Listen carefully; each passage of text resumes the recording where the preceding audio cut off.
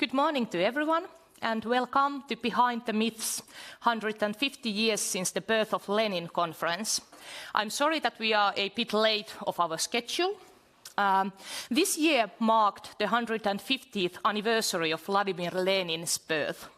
Behind the Myths conference explores these myths and adulation surrounding significant political figures and the ways in which these myths have been interpreted and deconstructed over the years. There are slight changes in our program.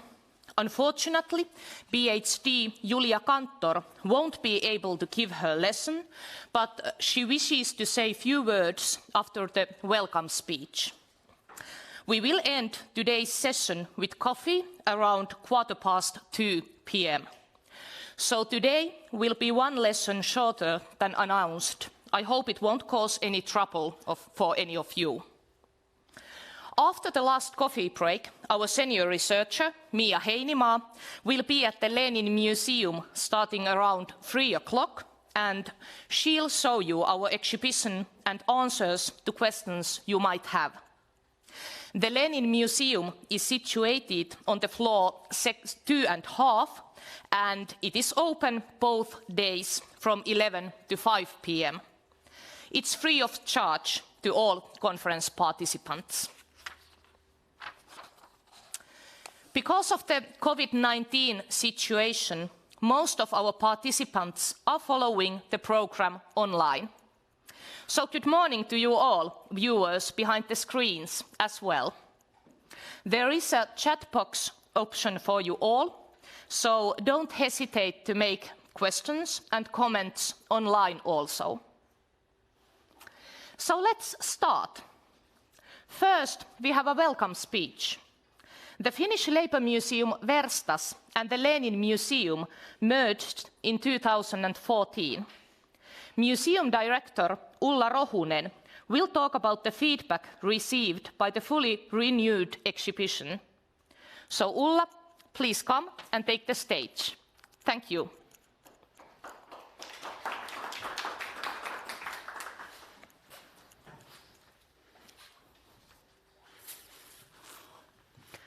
Thank you.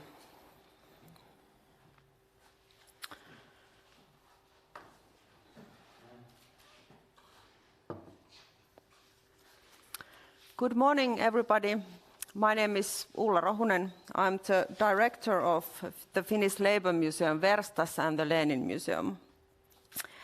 I warmly welcome you all to this conference here at the Tampere Community Hall and all of you behind the screens. I'm really glad that we can now meet in this conference, which had to be cancelled at the spring. At the beginning, I will briefly talk about the history of the Lenin Museum and the renovation of the museum, and also the feedback of the new Lenin Museum which we have received. Later this afternoon, Pia Koivunen will talk about the memory of the Lenin in Finland and the role of the Lenin Museum in that.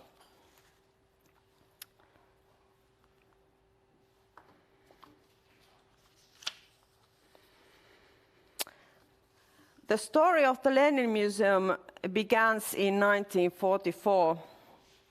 After the continuation war ended, peace treaty was signed after the war, and also the USSR Finland Society was founded to maintain friendly relationships between the countries. Tampere branch of the society made an initiative for establishing the Lenin Museum in Finland. The project received political support, but at the same time there was a billiard room in the current hall where the museum is now situated. The Workers' Association, who owns the building, was not enthusiastic about renting the space for the museum.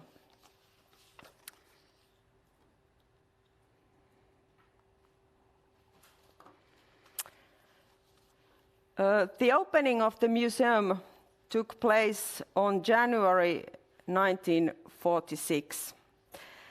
There is a reason why the Lenin Museum was opened in the premises where it still operates today.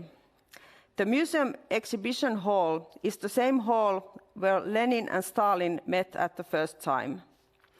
They both took part of the Russian Social Democratic Labour Party's secret meeting here at Community Hall in 1905.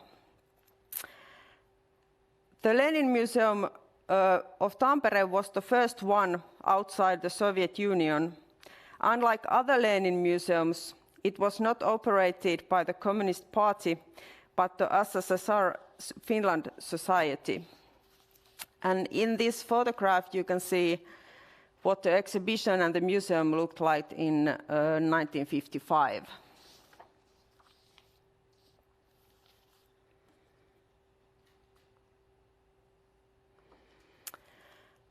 The first years were difficult for the museum.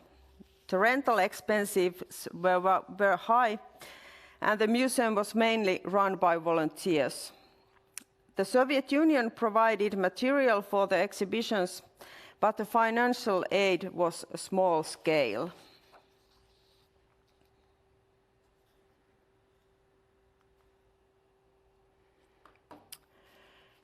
Lenin Museum also had a political significance. Most of the Soviet leaders visited Lenin Museum during the Cold War. In this photograph, General Secretary Leonid Brezhnev is in the Lenin Museum in April 1960. It's worth mentioning that cosmonaut Yuri Gagarin also visited the museum in 1961.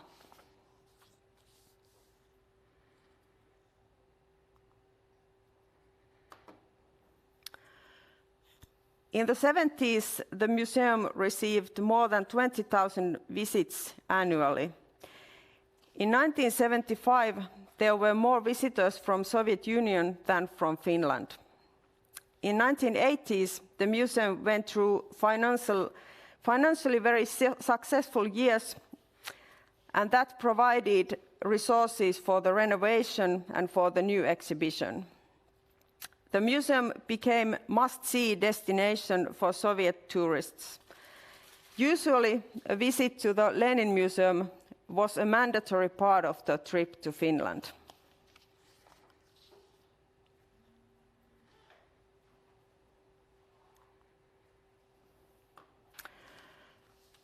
In this photograph, Lenin Museum's long-term director Aimo Minkkinen introduces the museum to the group in 2003.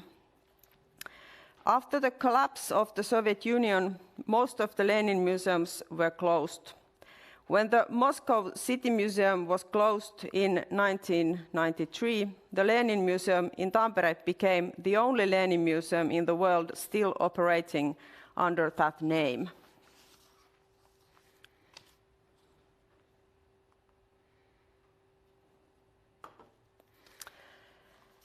By the early 2000s, the resources of the Lenin Museum had become tighter, and the facilities were already in dire need of renovation. In the beginning of 2014, Lenin Museum became a part of the Finnish Labour Museum Werstas.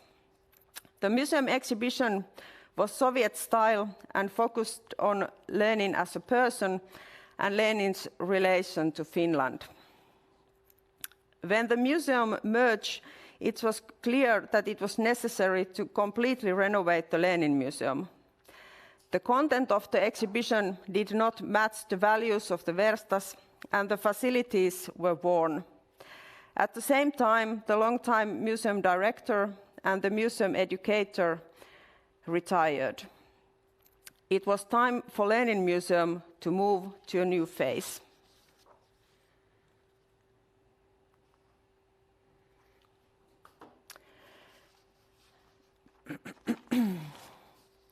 Immediately after the museum merged in 2014, we held open discussions and workshops to get feedback on the renovation. We also did a small exhibition, What kind of Lenin Museum do you want?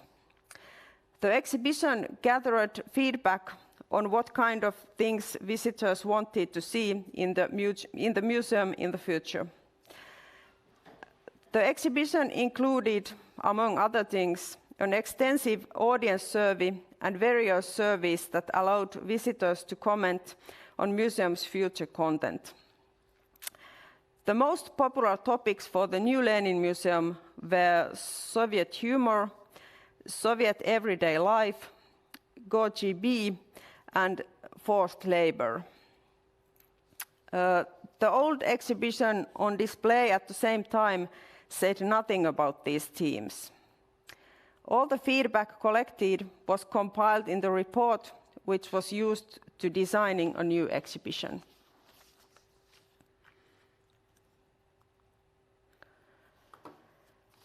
In 2015 and 16, the museum facilities were completely renovated, and the new exhibition opened next year.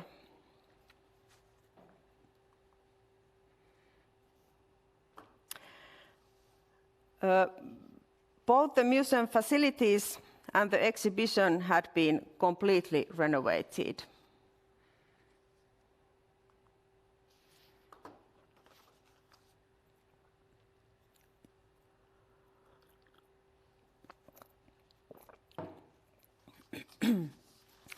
The reopening of the Lenin Museum was held on June 2016 with over 400 guests. A renovated museum received great attention in media also. During the first half year of the new museum, there visited almost 12,000 visitors.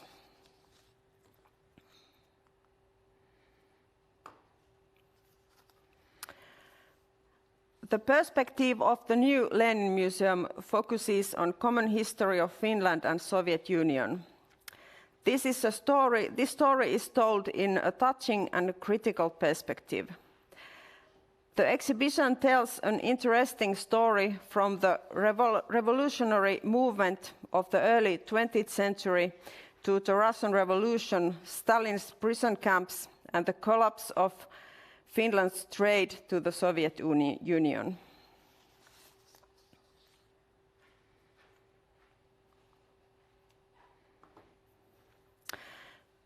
The new Lenin Museum was profiled as a museum of political history. Exhibition is interesting to both adult Finns, school groups, and tourists arriving in Tampere. The Lenin Museum is the only museum in Finland that tells the story of our eastern neighbor.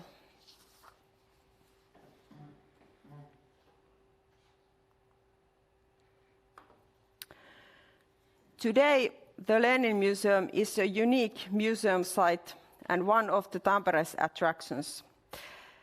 The Werstas has conducted a visitor survey since 2005, and the same survey had been conducted annually at the Lenin Museum since 2014. Feedback is collected from visitors using a feedback form. The form also makes it possible to leave open feedback about the museum.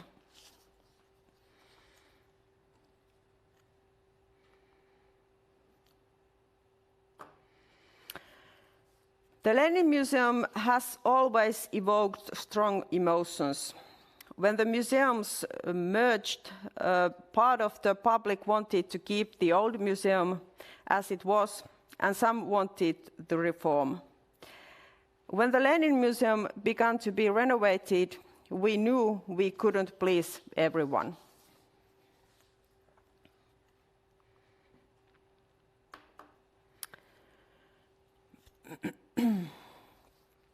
Since 2016, there has been a lot of interesting feedback from the visitors, both praises and also criticism to the new museum. It was impossible to renovate the Lenin Museum so that everybody would like it. Here are some feedbacks that describes the spectrum of the views of the visitors.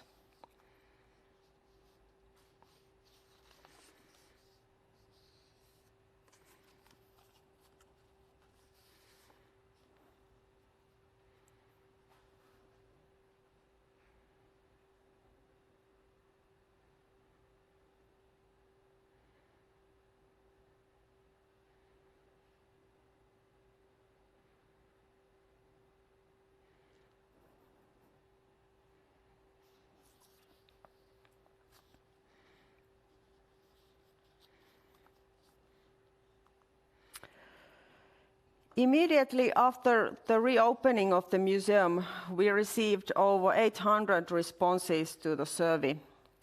According to them, 32% of the visitors were from Tampere region and 56% from the rest of the Finland and 12% from abroad. At that time, visitors had come from the total 47 different countries. 63% of visitors visited the museum at the first time. As many as 96% of the visitors said that they were really happy with the reform.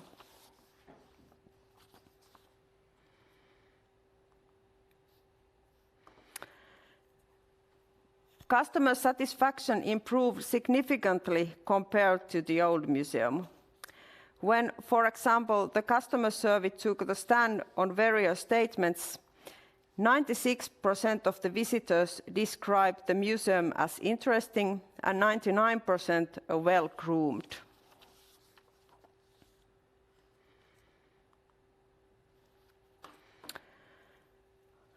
Last year, the Lenin Museum was visited by 12,691 visitors, and we got over 600 responses for the survey. 80% of the respondents visited the museum for the first time. About 40% of the visitors were under 35 years old. 27% of the visitors came from Tampere region and 26% from abroad. Foreign visitors were recorded from 73 different countries, with the most visitors coming from Russia, China, and France. The study also shows that the majority of the visitors came to the museum with the family or friends.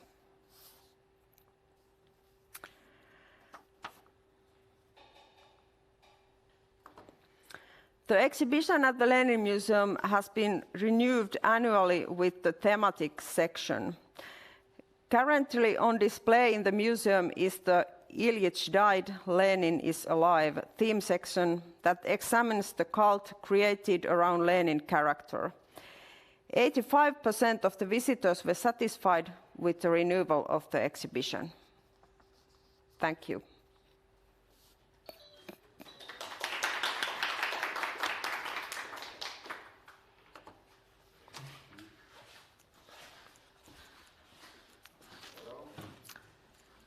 Thank you, Ulla.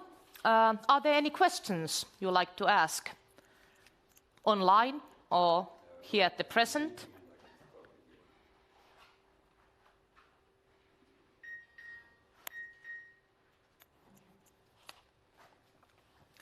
Probably not at the moment. Okay, so next PhD Julia Kantor wishes to say a few words via Zoom connection.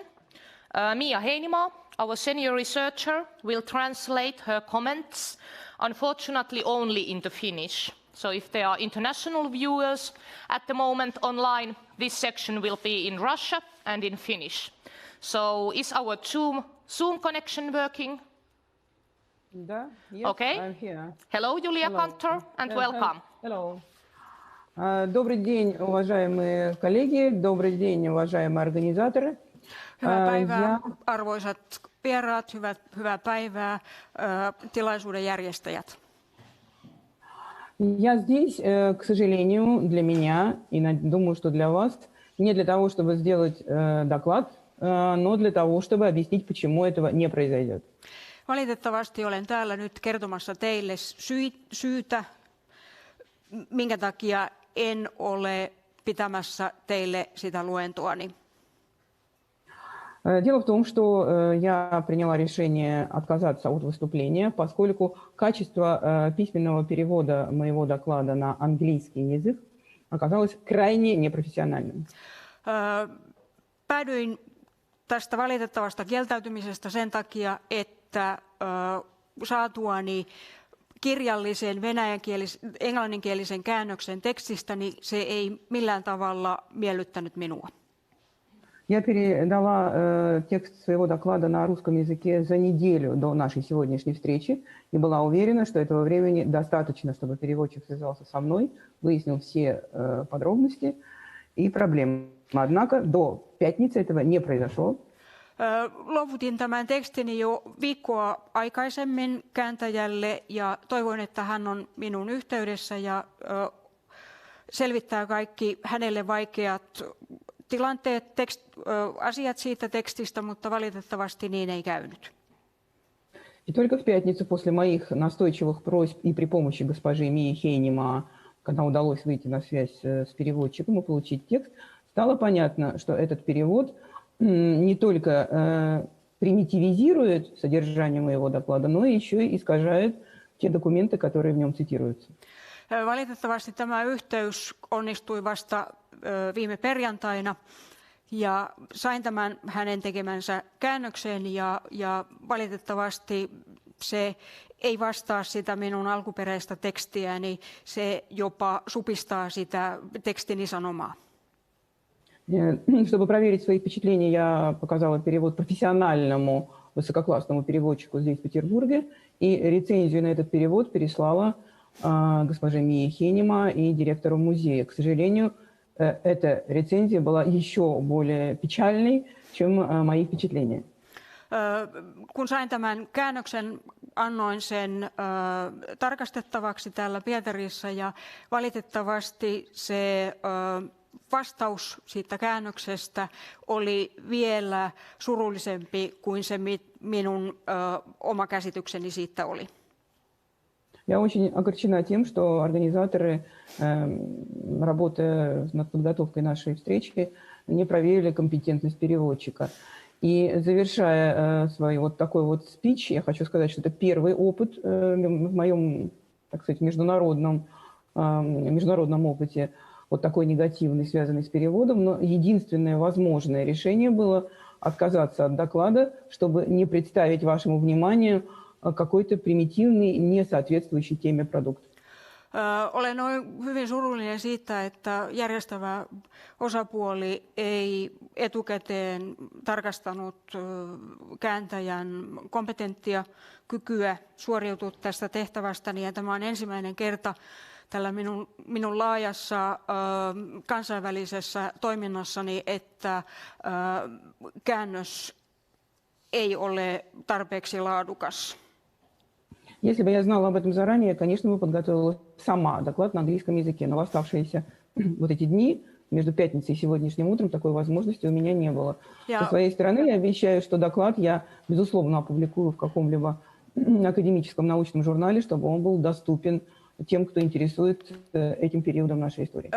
Ja mikäli olisin osannut etukäteen arvata, että tässä kääntämisessä tulee tällainen ongelma, niin toki olisin yrittänyt kaikin voimin tehdä sen englannin kielellä nyt valitettavasti joudun kieltäytymään tästä esityksestäni ja toivon, että myöhemmin pystyn tämän esitykseni julkaisemaan jossain tieteellisessä lehdessä. Я желаю вашей конференции успеха. Toivotan konferenssillenne menestystä. Спасибо.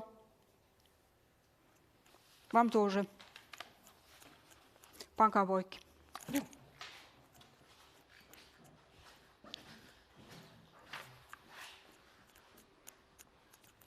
Okay, that was a peculiar moment, but it's not always so easy to operate with several different languages, as we learned now.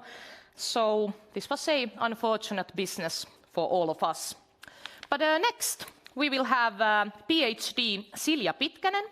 And if I have understood correctly, Silja had her doctoral thesis defense just last week, so congratulations, Silja. And we are very happy that you are here with us today. And in her presentation, Pitkänen regards how Lenin was represented with children in the Stalinist era, especially in 1930s. That sounds really interesting, so welcome. Silja, please take the stage. Thank you. And I changed the PowerPoint slides with this? Yeah. Okay, I try my best. Right, so thank you very much. First of all, I have to mention that I also had with the PhD thesis several things connected to translation and especially to language editing, so I perfectly understand that it's not so easy always with these things. But yes, I am Silja Pitkänen. Thank you for your invitation. I'm from the University of Jyväskylä, Department of History and Ethnology, and to be exact, I'm not PhD yet, so Doctor in Spe. I needed to write that down because I like that expression, so doctor to be. And I indeed had my defense on Friday.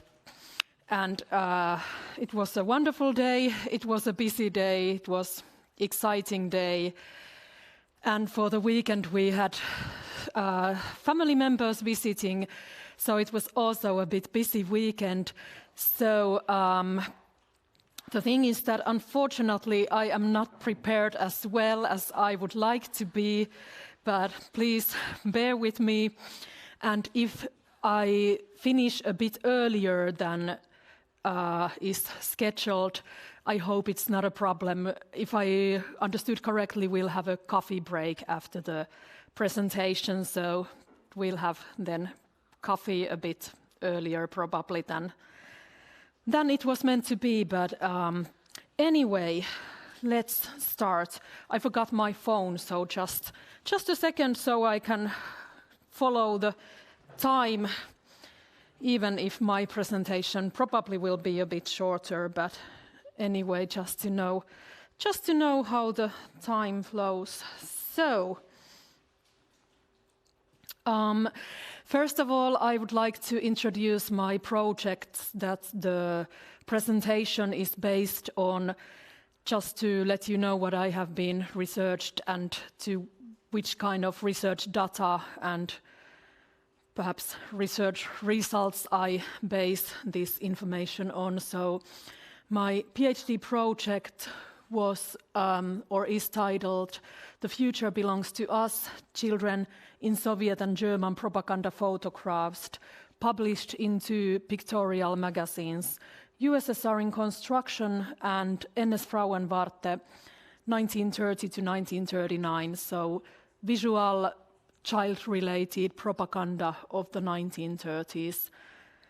And just to advertise a bit, if you are interested, that is now open access in the University of Jyväskylä library web pages.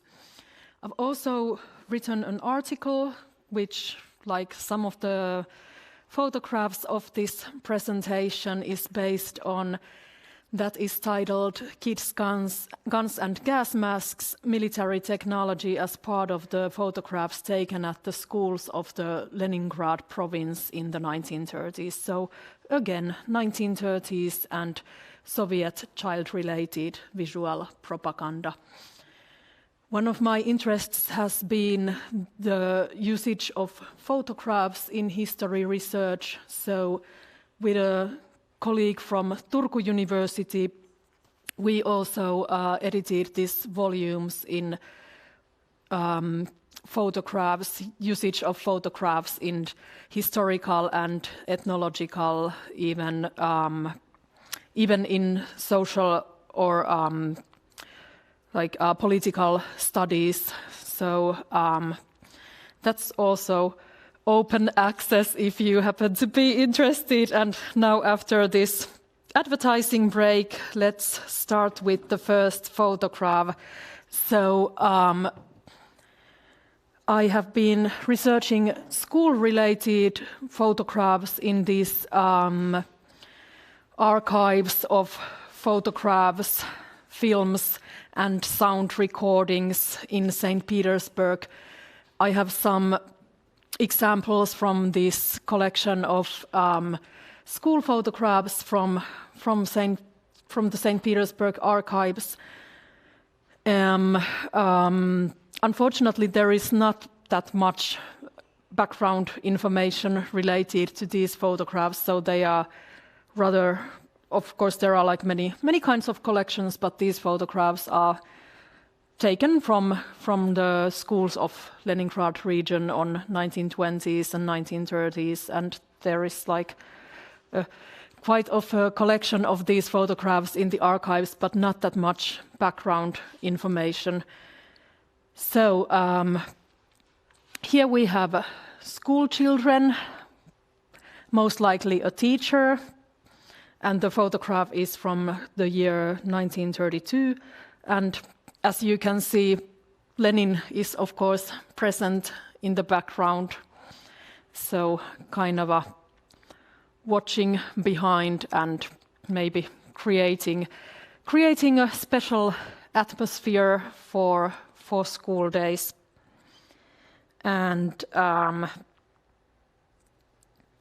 another photograph from the same archives, again school children posing with the image of Lenin. So most likely the photographs were intentionally taken with Lenin because he seems to be present in each of the school photographs. Oh, the same one. And then this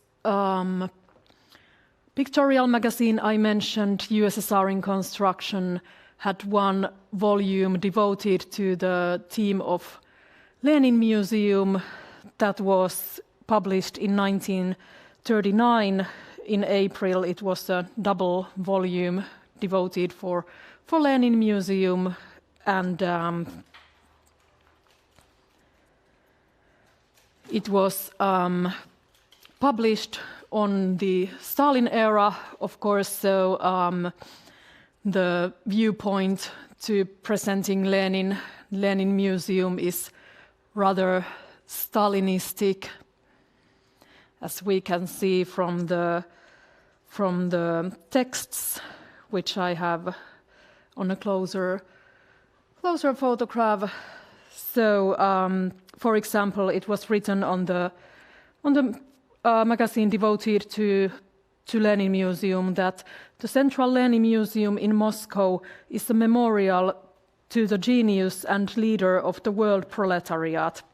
It was founded on May 15, 1936, on the initiative of Joseph Stalin. So it was also on the first pages of the magazine mentioned that it's all due to Stalin that he had the idea and the initiative to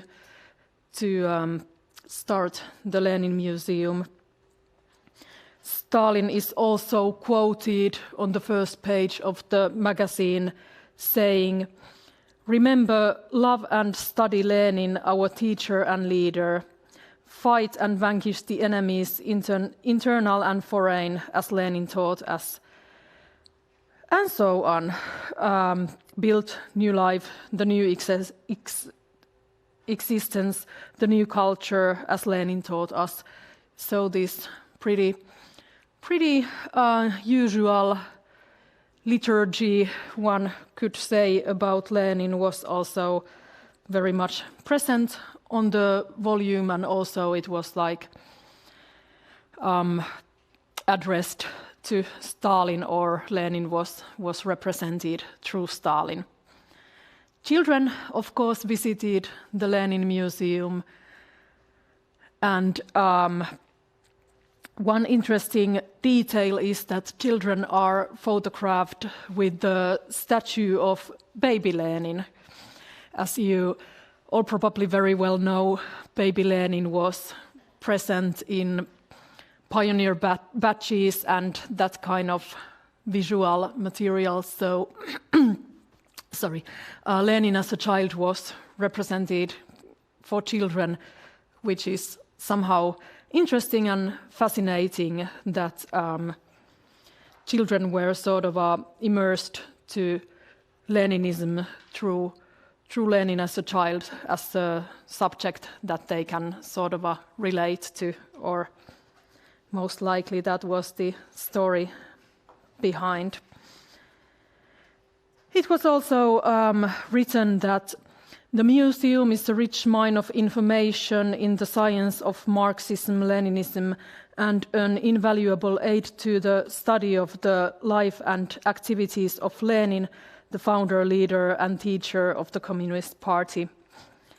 So the texts themselves, the captions did not so much underline the relationship between children and Lenin or children and baby Lenin, but one of the quite sizable photographs in the magazine was devoted to the theme of children visiting Lenin and especially pioneer children visiting Lenin. And in the magazine also Lenin's childhood, Lenin's family, Lenin's homes, various homes and so on were presented, and again the painting of baby Lenin is probably very familiar to you all, being present in this same or very similar outlook in indeed pioneer badges and so on. I am a child of 40s also, and I recognize that photo of a Sunday school boy Lenin. It was also in the form of pin. Oh yes. You may know, maybe it's in your research, that the pin industry in Soviet Union was great, and when visitors came, they were given pins, and also the Soviet people expected some pins from the visitors, and that was very, very popular. Just the head or the photo in a round form, and the pin which was given to the visitors. And that was a large exercise altogether. That the Finns took some pins when they went over, and so they could give some in response to the Soviet children, and also adults were giving out these pins. Yeah. Voisitte tähän mikrofoniin lyhyesti saman, niin kuuluu myös tonne streamin puolelle. So my name is Esa Peltonen, and 1940s were my first decade, so I'm one of those children in the Finnish side. And I said that I recognize that curly head and the modest smile of the young boy, and it reminds me a Sunday school boy picture, and that was popular in the form of pins. And I said that so many pins were exchanged between visitors and Soviet people, and that was very popular, that one. Yeah, indeed, pins or badges, or I don't know what would be a correct word in English, but these small things that you can fix to your clothes, usually made of tin. And also I've seen many like pioneer flags and things like that used to have the same face of baby Lenin, so very, very powerful, very much used portrait of Lenin. And as it's said on the caption of the image, Lenin in this Sunday school picture is depicted at the age of 4. And also Lenin's parents and siblings were presented on a painting, and they are presented on the texts underneath the image, and also it's presented that the town of Ulyanov, that used to be Simbirsk, was renamed after Lenin. I don't know if I am able to use the internet, but I should. Might be a bit, or I don't know if our technical people perhaps can open the internet link, but let's see if it's possible. But anyway, this is a project that I haven't been part of, but I took part to one of the symposiums they have arranged. So in case you happen to be interested in the relation between books, picture books for children from 1920s, 1930s, you surely can write down the name of the project or the web page, because they have quite many. They have a good collection of Soviet children books of the era, and they are all. The collection is digitized, at least partly, in a good quality on this web page. So I think if you click the library link over there, you can find there high quality images of children's books of the era that are related to political education of children. So if you're interested in the relationship between children's political education and pictorial books of the 1920s and 1930s, this is really good resource for that kind of research. So just to tell you about that briefly, thank you, and we can go back to the representation. I think my slide was somewhere around. We can go to 15. Yeah, perfect. Great. Thanks very much. So in addition to Lenin, also Stalin was depicted with children. Here we have one of these school photographs of the era, and at this time children are depicted with Stalin at the background. The photo is from 1933.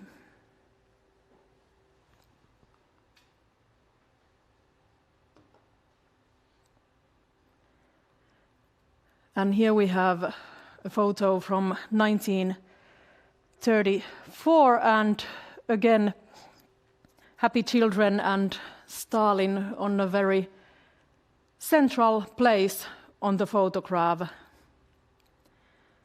and many children wearing their pioneer scarves.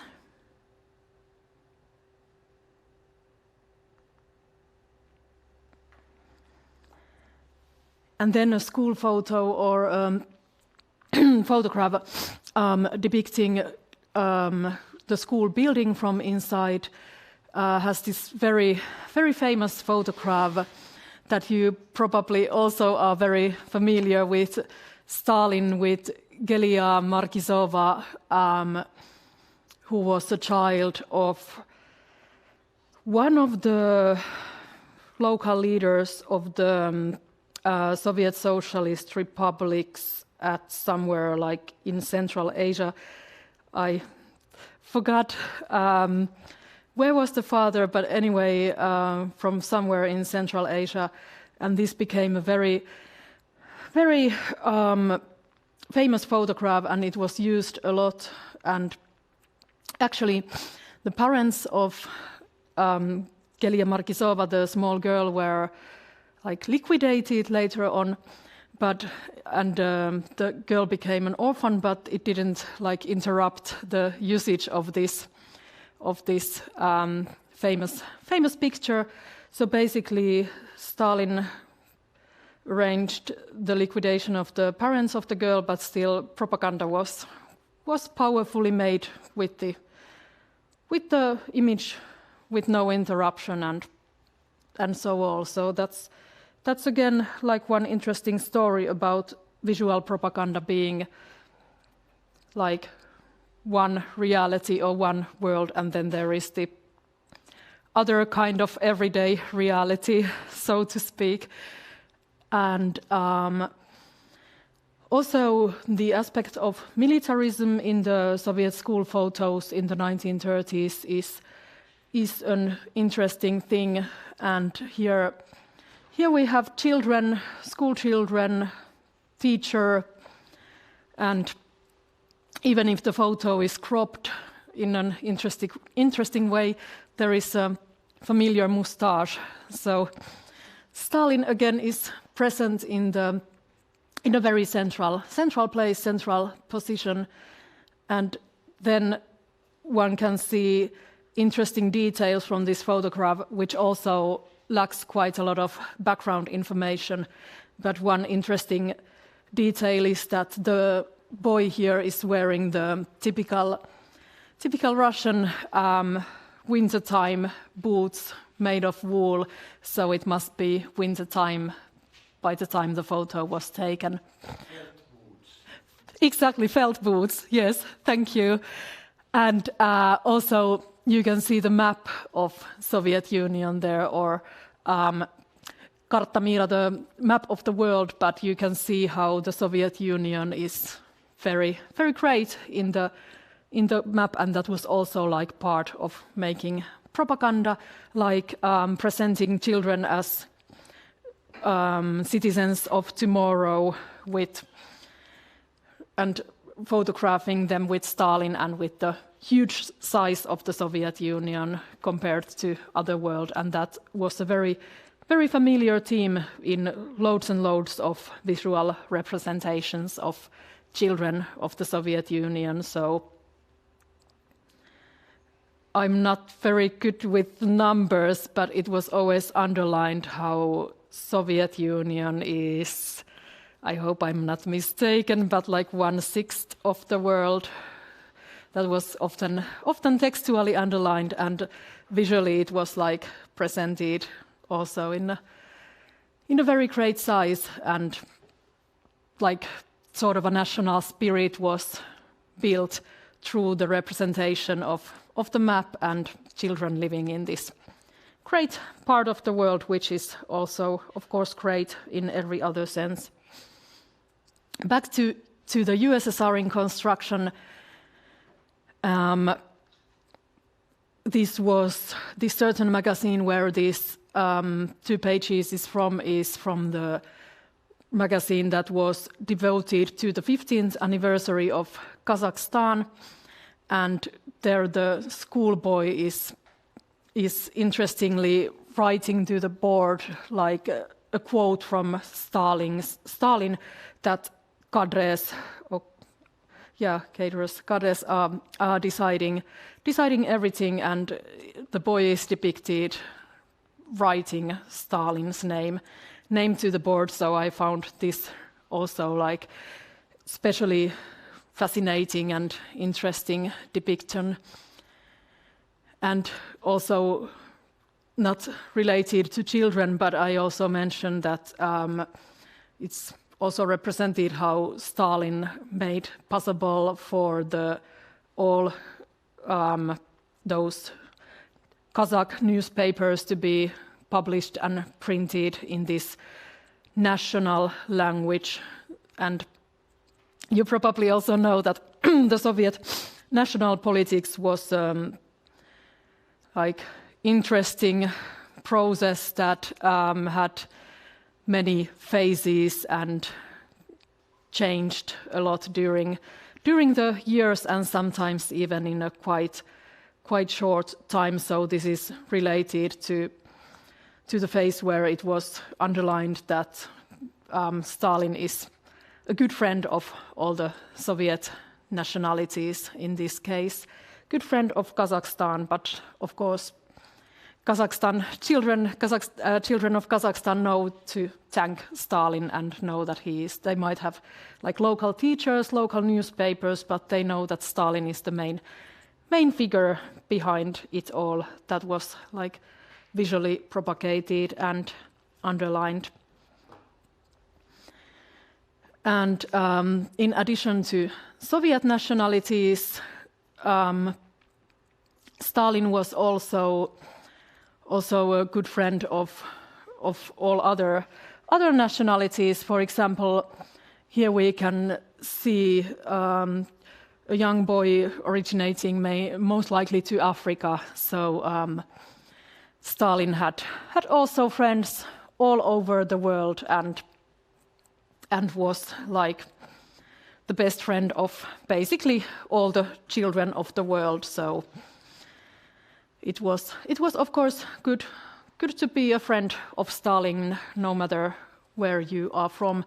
And this particular magazine is depicting pioneers of the Soviet Union, and especially the famed pioneer camp Artek, which was also like internationally famed, and even the children rescued from the Spanish Civil War were depicted spending good time at Artek, these war refugees and so on. So they basically were in this magazine represented, forgetting all their bad memories from the war times and so on at Artek. And this is the final 2 pages of the magazine, so it shows how Stalin is the figure behind all the good times spent at the famous pioneer camp.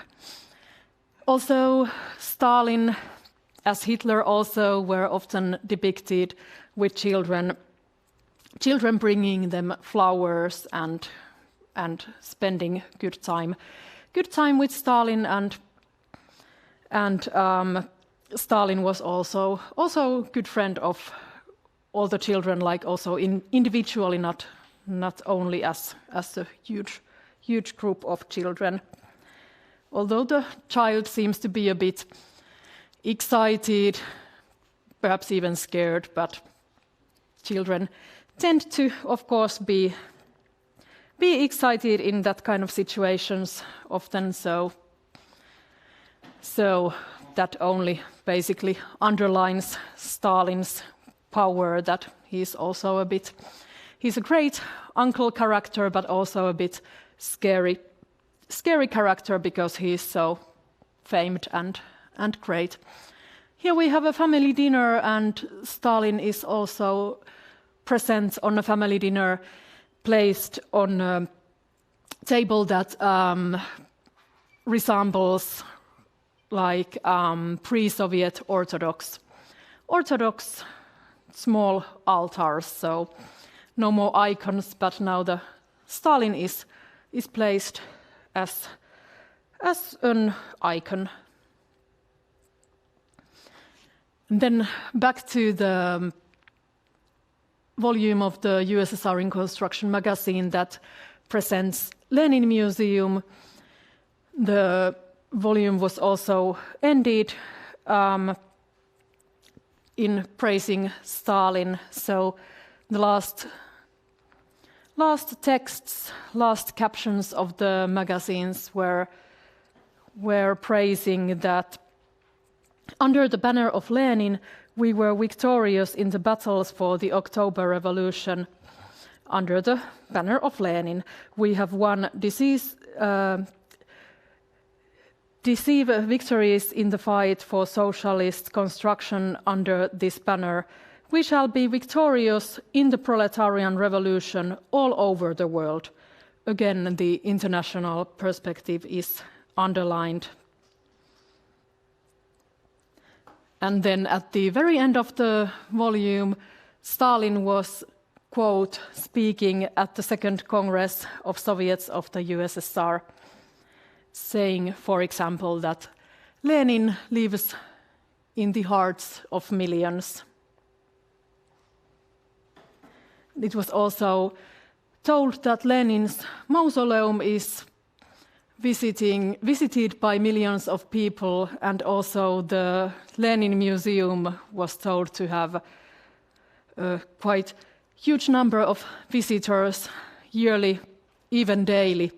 So if I remember correctly, it was told that sometimes 4,000 people visit the Lenin Museum daily. So I don't know what would happen if 4,000 people would visit Lenin Museum here daily, but I guess that would be kind of a challenge to all kinds of infrastructure to manage these huge amounts of people. So my best guess is that those figures also included perhaps a bit of propaganda. But anyway, Lenin Museum was visited. It was loved by visitors, local and even international. And also it was typical for children, school children, pioneers to visit the museum. There were at least 10 museums or memory places in Leningrad for Lenin. That also explains the high number. Exactly. Yeah, I forgot to mention that. I probably forgot to mention that it was the exact Lenin Museum of Moscow. So that was at the center of the volume. But yeah, Lenin lives in the hearts of millions is probably a good quote to finish my presentation. Unfortunately, this was a bit light in its content, but I wanted to present several photos and other visual materials that I have come across while researching. So that was all, and if you have questions, I'll be happy to answer. We were supposed to finish this 15 past, right? Is that correct? Am I? Okay, perfect.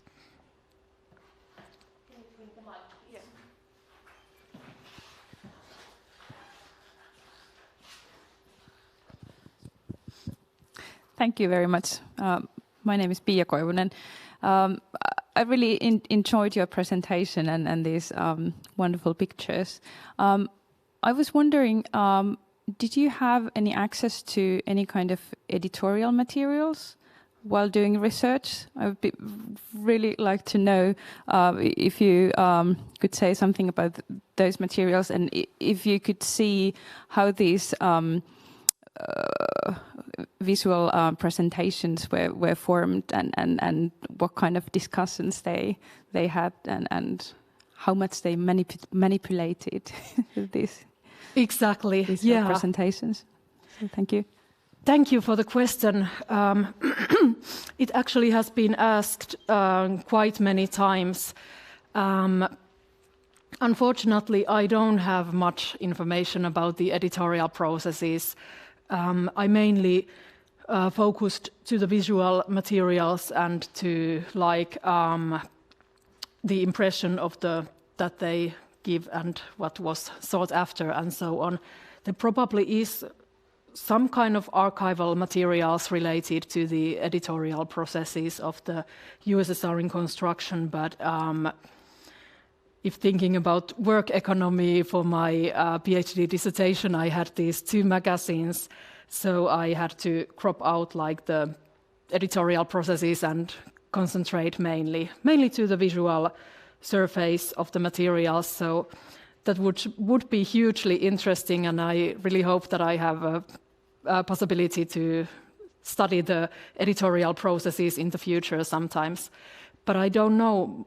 I haven't been able to find out where would they be the materials, and if a lot of these materials have been remained, or if just bits and pieces. But yeah, that would be really interesting to find out.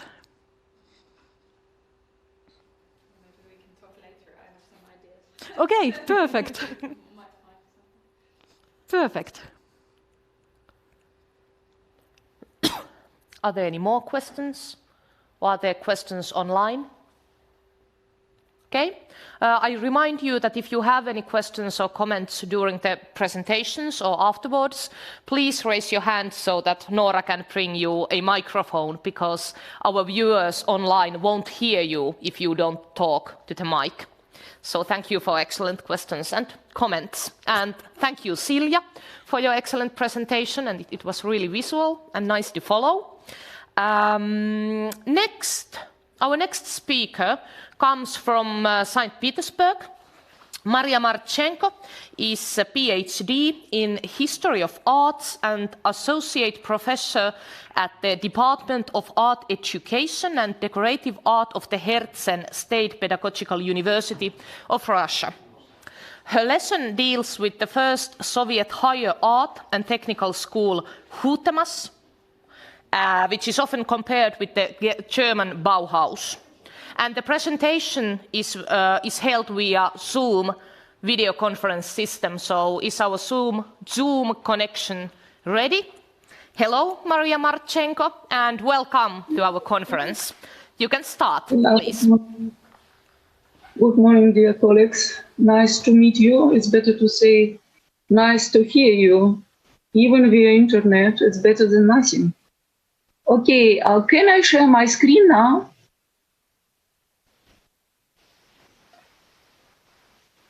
Can you see my presentation? Hello? Hello?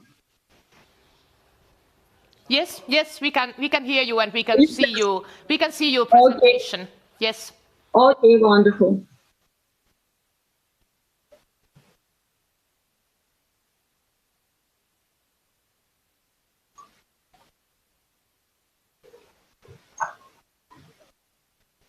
Okay, I will speak today about politics and art. It's the topic of my speaking now.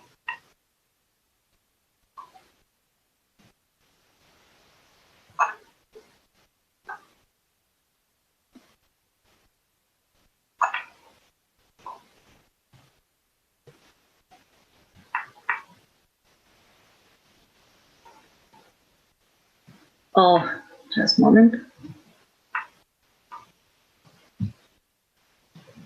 Is it okay? You can see my presentation? Yes, we can. Okay. So last year, the whole world celebrated the 100th anniversary of the Bauhaus School, the alma mater of modern design and architecture. This year marks the founding centennial of the VKhUTEMAS School. It's another art school here in Russia. In Soviet Union, VKhUTEMAS has high artistic and technical workshops, which appeared in Moscow in 1920. So this school was larger than Bauhaus and no less significant. Even within Russia, it is less well known. Why? You can see some reasons here on this slide. Today, we can define them as objective, but there are also a number of subjective factors, and about these factors I want to say today. Among them is the trend of Russian criticism, adopting by default the priority of the German school, which was founded earlier and had a more understandable course of development. In fact, the VKhUTEMAS and Bauhaus schools had a lot in common. Both of them possessed unique approaches to teaching, understood the importance of art for society, and had a large number of similar events and dates in their histories, occurring as if two parallel tracks. Actually, these virtual tracks form stereotypes of perception of the school activities. One of these stereotypes was the notion of the reasons that determined the almost simultaneous appearance and closure of the Bauhaus and the VKhUTEMAS. It is enough to turn to Wikipedia, where we can read: VKhUTEMAS was a close parallel to the German Bauhaus in its intent, organization, and scope. The two schools were the first to train artist designers in a modern manner. Both schools flourished in a liberal period and were closed under pressure from totalitarian regimes.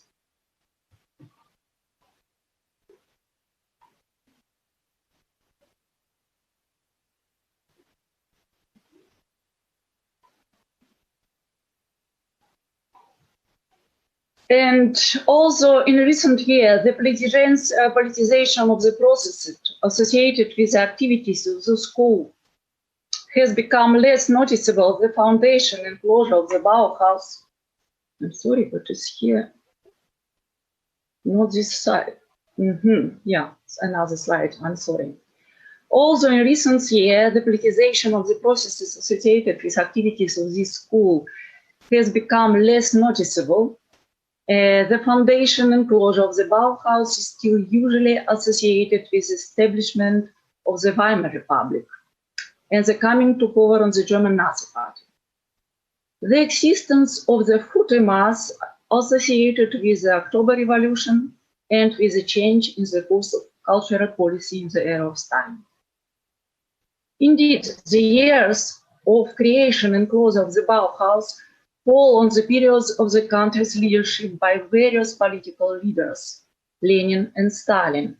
However, their role in the fate of the school should not be exaggerated.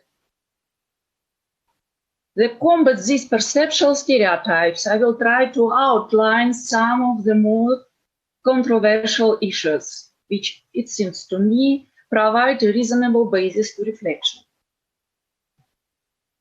During my research, I produced 4 synchronizing tables. You can see on this slide 4 short parts of these tables. And these tables comparing those facts from the history of both schools that contribute to the construction of an analogy between them. These facts are grouped by topics. You can see politics and society, economics, education, and creativity. The resulting work showed that outwardly similar events and processes which affected the 2 schools often had completely different causes and goals. It is obvious that both the Bauhaus and VKhUTEMAS schools were also a response to the demands of a time of social change. They each had a special creative and experimental atmosphere in which teachers and students felt involved in creating a harmonious new world, considering the designer as its creator.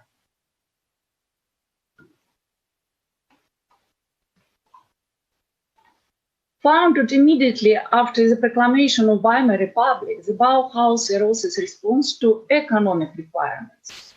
The huge materials losses of Germany in the First World War, as well as the blockade of German exports, required the restoration of the economy on a new technical basis and the improvement of the aesthetic quality of products.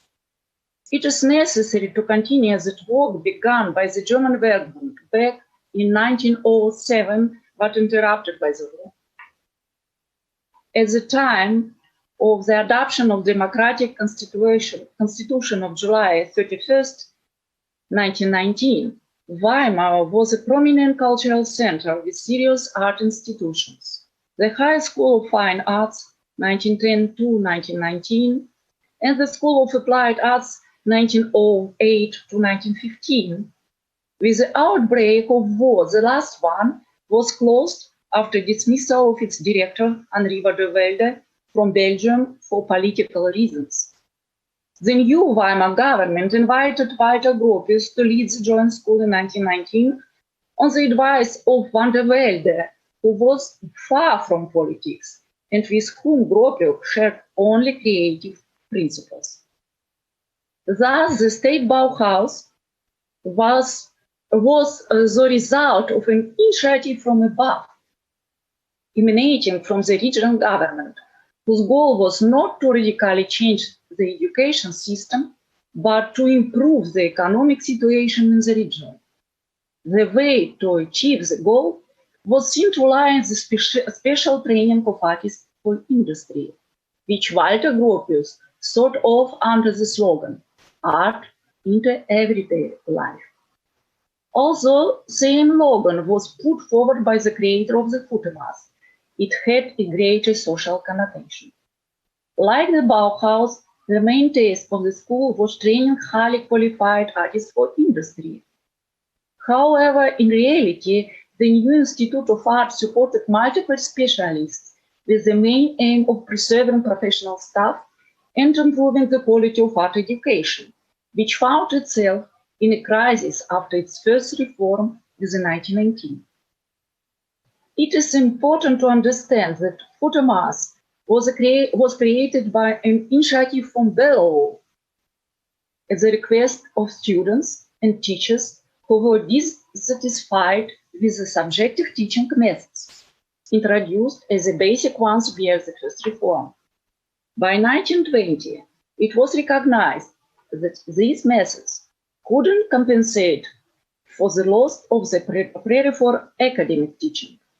The VKhUTEMAS, which arose as a result of combining the first and the second art workshops created in 1918, had a national goal: the creation of a proletarian art school with a new scientific and objective teaching methodology and tolerant of various strands of art. This requirement of tolerance was voiced in many documents of the time.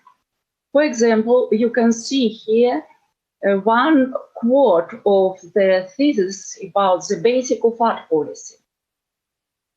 These documents clearly contradict the widespread notion of harsh interference in the post-revolutionary cultural processes by the government and Soviet ruling party leaders.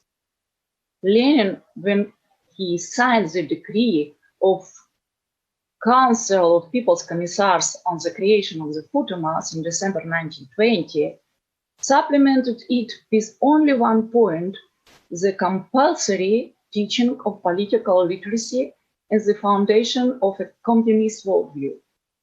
Obviously, this amendment was connected with the letter of the Central Committee of the RKP on prolet cult, published in the Pravda newspaper on December 1st, 1920. The letter declared a war against bourgeois invention in Soviet ideology and culture. The article in the Pravda reflected Lenin's views on art. It is significant that the use of term futurism in this article is typical of Lenin himself and his supporters. By futurism, they didn't mean a definite area in avant-garde art, but the whole spectrum of radical isms propagandizing abstractionism and distortion of form.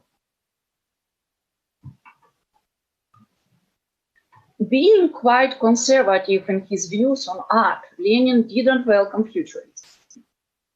However, he didn't call for tightening the screws in art policy. Instead, he demonstrated liberalism in caution in cultural matters and preferred to delegate related decisions to Anatoly Lunacharsky. What role Lunacharsky himself played in the struggle of the left and right artist group is difficult to determine, because the assessment of him by various authors ranges from that of an active defender of futurism to being its ideological enemy. There are objective reasons for seeming inconsistency of the attitude of Soviet government towards left-oriented art. Immediately after the revolution, representatives of modernism began to cooperate actively with the government. As the communist ideology strengthened in society, the authorities had more possibilities in choosing the most accessible art forms for the masses. The correlation between left and right art representatives in the official institutions began to shift towards the right. Lunacharsky had to respond to the changing situation, but he usually displayed reasonable neutrality. Noteworthy is Lenin's visit to VKhUTEMAS school in February 1921. It is believed that the divergence of his understanding of proletarian art with the majority of students at the meeting led to the appearance of a number of Lenin's articles and statements about art. It is also known that it was after this meeting that Lenin told to Lunacharsky, "You have good, very good young people, but what do you teach them?" On the 100th anniversary of Lenin, Director Leonid Pcholkin made the film The VKhUTEMAS about this meeting. The commune proper, however, didn't actually exist in the VKhUTEMAS, unlike the Bauhaus. The life of the Bauhaus commune encompassed a variety of forms of interaction between students and teachers at the school and in free time. It was a kind of subculture with a much greater social freedom than was accepted in the conservative German society of that time. It must be understood that this seemingly insignificant fact would play a role in the fate of the Bauhaus, coupled with the rejection of results of its training in production activities by many German burghers. These results were presented to the public as the Bauhaus reporting exhibition Art and Technology Unity in 1923, which occurred at the same time as the first reporting show of the industrial faculty at the VKhUTEMAS. It was the exhibition where the Bauhaus published the manifesto of the school and showed its first programmatic principles by design and architectural project. Many of the presented exhibits met with cold rejection by both bourgeois and workers' circles. It is possible that this fact was the main reason for the decision by the government to stop financing the Bauhaus in 1924. This supposition raises doubt about seeing exclusively political reasons related to the strengthening of right-wing parties in the regional government as the main ones for making the decision. In addition, the Bauhaus received several proposals for patronage from other regional governments in the same year, and in 1925, it moved to Dessau. The search for political reasons for leaving the school in 1928 by its founder, Walter Gropius, seems even less justified. It is not clear what the government of Saxony-Anhalt had against the moderate Democrat Gropius, aside from its common slogans about social justice based on the reasonable functionality of architecture and household items.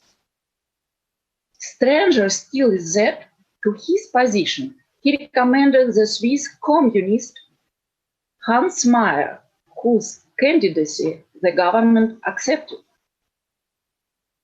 It is possible that the main reason with this departure of Gropius was his understanding of discrepancies between the school's settings and the social reproduction demands.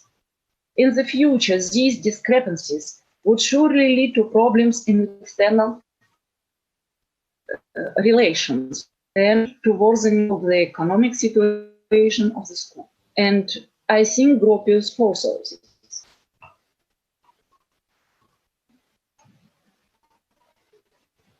This topic, the topic of leadership in the Bauhaus and VKhUTEMAS schools, is another reason to analogize them. There is no doubt that despite the democratic nature of the Bauhaus, its principles and structure were almost completely determined by one person, Walter Gropius. Recall, for example, his refusal to employ the Russian suprematist Kazimir Malevich, or the founder of the Dutch art group, the Stil Theo van Duisburg. The director of the VKhUTEMAS. Oh, can you see my presentation now? Hello? Can you answer? We can see you. Okay, because my internet connection is not enough now. Okay. The rectors of the FUTEMAS worked in different situations. Their capabilities were limited not only by external control, but also by school regulation, where students were admitted to all its governing bodies.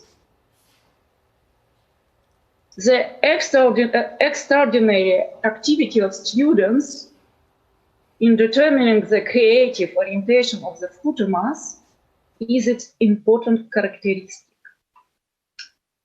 Each of the two schools had 3 rectors, whose tenures were associated with significant changes in concepts and training programs. The Bauhaus rectors were exclusively architects. Walter Gropius and then Hans Meyer and Miss van der Rohe, both of whom were recommended by Walter Gropius. It is paradoxical that their proclamation of the priority of architecture among the arts didn't make it the face of the school in the years of the Bauhaus existence. Its main area instead became design.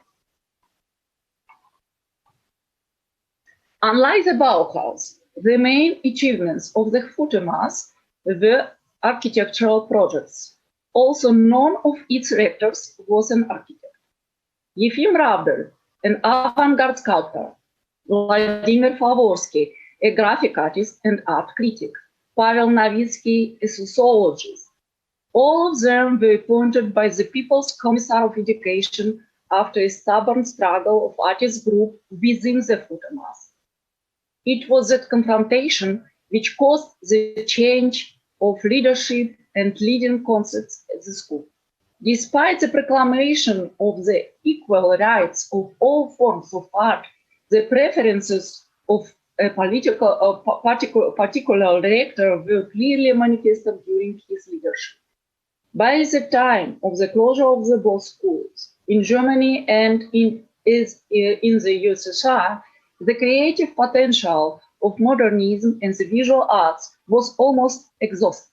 However, while the Bauhaus defended modernist ideas, some of the FUTEMAS teachers deliberately departed from abstract form creating in the desire to create realistic paintings that could reflect the impressive industrialization process of the USSR in a way accessible to the masses. This happened due to disappointment with the formal methods of modernism, and not at all because of decrees from above, as is customary to believe. The demarcation between the left artists and the traditionalists mainly determines the history of the FUTEMAS and the role of the school rectors in it. The assessments of their activities sometimes vary with the researcher. It should be noted that all the rectors of the Russian school were loyal to the government and tried to work in line with its tasks. The most controversial figure of the 3 is Pavel Novitsky, by whom the FUTEMAS was renamed to the FUTEIN in 1927 and then later disbanded. His work is assessed in the Encyclopedia of Russian Avant-Garde as follows. The period of Novitsky, who read the interfaculty course Sociology of Art, is connected with the changes taking place in the country and with vulgar sociology of art in art. However, one cannot agree that the FUTEIN was disbanded because of Novitsky's involvement in vulgar sociology. Therefore, there is no reason to see an analogy between Novitsky's layoff and the dismissal from the Bauhaus as the communist Hans Meyer for political reasons. Even the closing of the FUTEIN took place in the year of Meyer's dismissal. It is important to mention that the closure of the Bauhaus in 1933 occurred under the last director of the school, Miss van der Rohe, who was not only apolitical but also tried to collaborate with the new fascist government, as the latest published materials indicate. The Bauhaus was closed after a complete refusal of its financing by the government. That was 1 year before the rise of the National Socialists. And also the fact of the school's closure by the Hitler regime remains undeniable. It should be remembered that the new government beforehand put forward compromise solutions with a list of requirements which relate mainly to the dismissal of some non-Aryan employees. In its Berlin period during 1932 to 1933, the school faced a difficult financial situation and also lost some of the staff and students due to relocation. This means that the National Socialists didn't close an institution that was working efficiently, but one which, according to many, was never able to realize its main goal, to teach artists for industry who could radically improve the quality of products. The artists were prepared, but their experimental work, for the most part, was unclaimed by industry, and their architectural projects, with the exception of several buildings in Dessau, remained on paper. The industrial departments of the VKhUTEMAS found themselves in an even worse situation. Their ideas couldn't be realized in an agrarian country where the raising of heavy industry took priority. However, even under these conditions, some important avant-garde projects of the Faculty of Architecture were realized. They determined not only the face of the institute, but also the image of the era. The VKhUTEMAS stopped its activity in 1930. This fact, together with dismissal of liberal Anatoly Lunacharsky from the post of People's Commissar of Education in 1929, provoked some researchers to link the fate of the VKhUTEMAS, at first with the struggle for a new artistic ideology of socialist realism, second, with the dictates of government bodies in the field of culture, and the last one, and with the beginning of the Stalin School of Personality. Today, it is obvious that the struggle of those years with formalism in art was sometimes just a way for specific people and groups to fight for a place in the sun. Nevertheless, it should be recognized that the recently welcomed modernism by the beginning of the 1930s was not needed by the Soviet government. Declared as bourgeois decadence in the USSR, modernism didn't come to court in bourgeois Hitler Germany either. The term degenerative art, born in Germany, was synonymous with Soviet formalism and cultural Bolshevism that appeared in the late Weimar Republic. It was precisely cultural Bolshevism that the Bauhaus was accused of by its closing in 1933.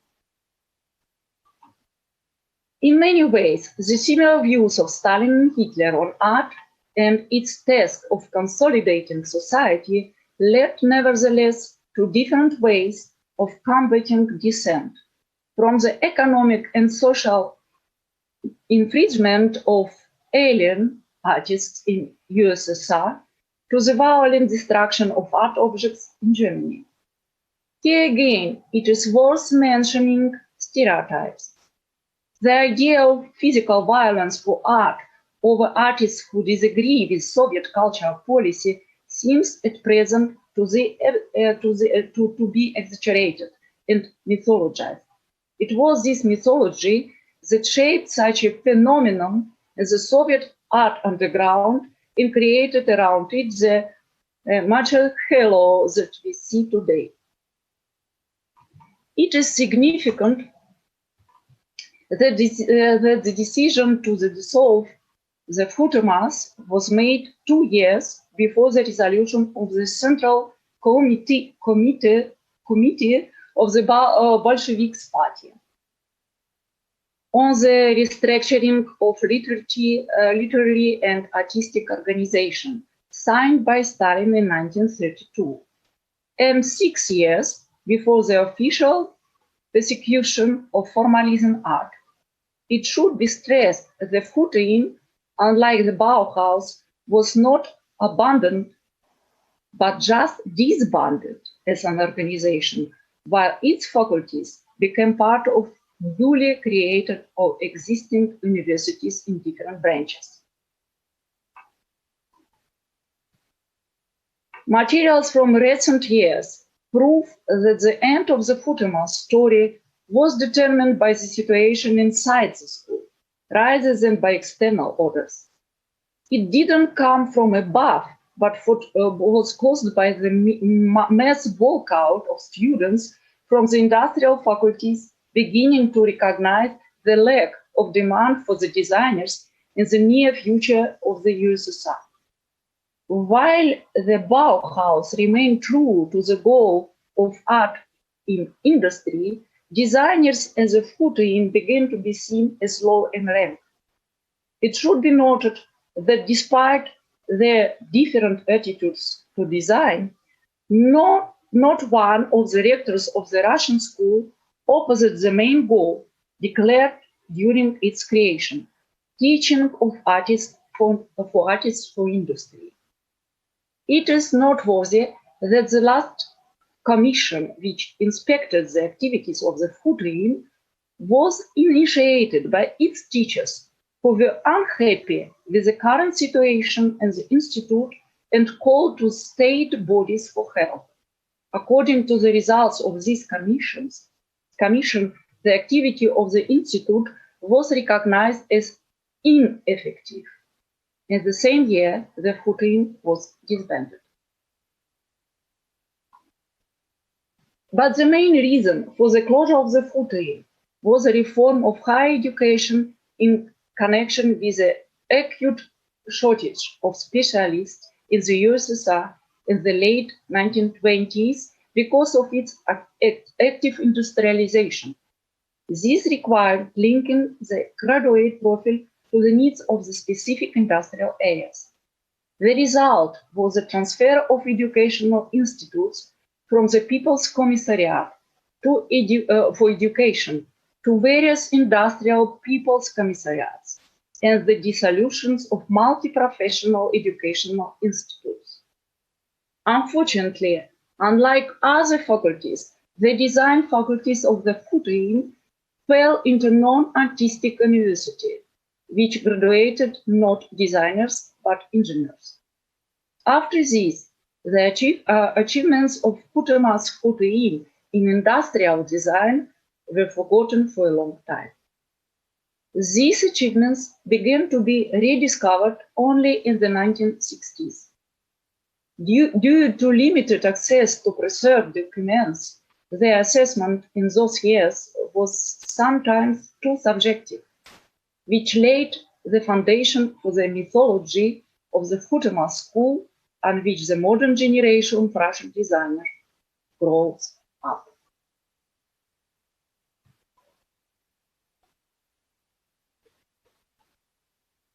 Thank you very much for your attention. Some question maybe?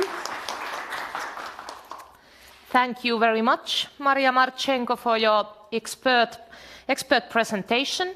And are there any questions you would like to ask? There's one. Please, can you bring the microphone?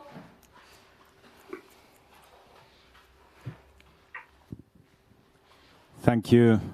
Thank you for the presentation. I'm Ville-Juhani Sutinen, author and translator. I have a question about literature and design and architecture, because it seems that in 1920s and the beginning of 30s, literature and architecture and design were pretty similar, that the avant-garde was flourishing in the 20s, but then in the turn of the 30s, they were at least buried or even people were killed. And that's what I was interested about, because in literature, many writers like Boris Pilniak or Isaac Babel, they were actually repressed and killed and shot. But what about architects or designers? Were they persecuted or repressed in such scale? It is what I wanted to say. It's I see this mythology as mythology because this decision to kill for the art, yeah, actually it's not true.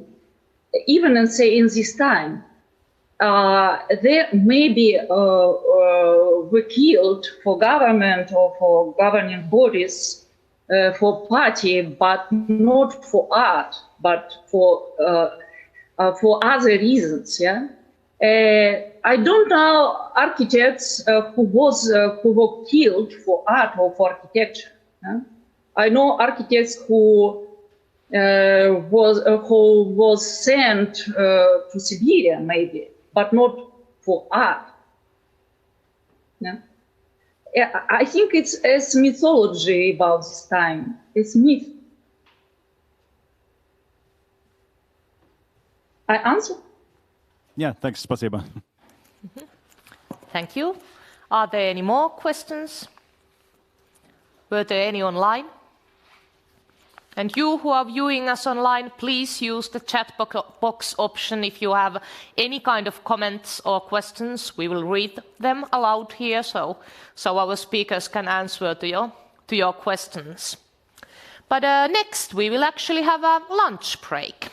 And we will continue with our program at 1:15 p.m. Local time, of course, which is UTC +2. And there are many good restaurants nearby. If you need any recommendations, please ask. And the Lenin Museum is also open, should you like to visit it during the lunch break. And we will continue 1:15. Thank you, and have a nice break.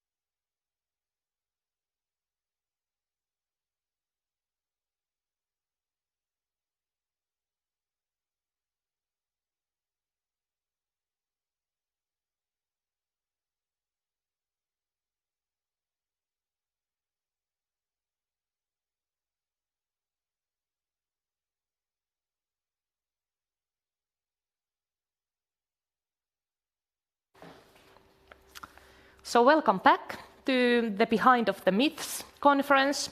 I hope all you had a nice and filling lunch break. And as I announced before, our program has shortened a bit, so we have just one more lesson left.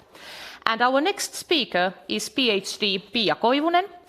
She specialized in Russian political and cultural history, ranging from international events and organizations to the grassroots interactions and oral history of the Cold War. And her topic today is the memory of Lenin in Finland, Tampere Lenin Museum as a place for negotiating the entangled Finnish-Soviet history. Welcome, Pia.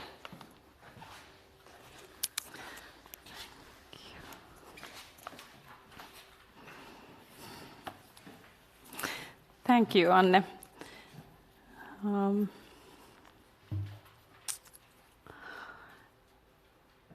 Do I have my... Yes, thank you very much.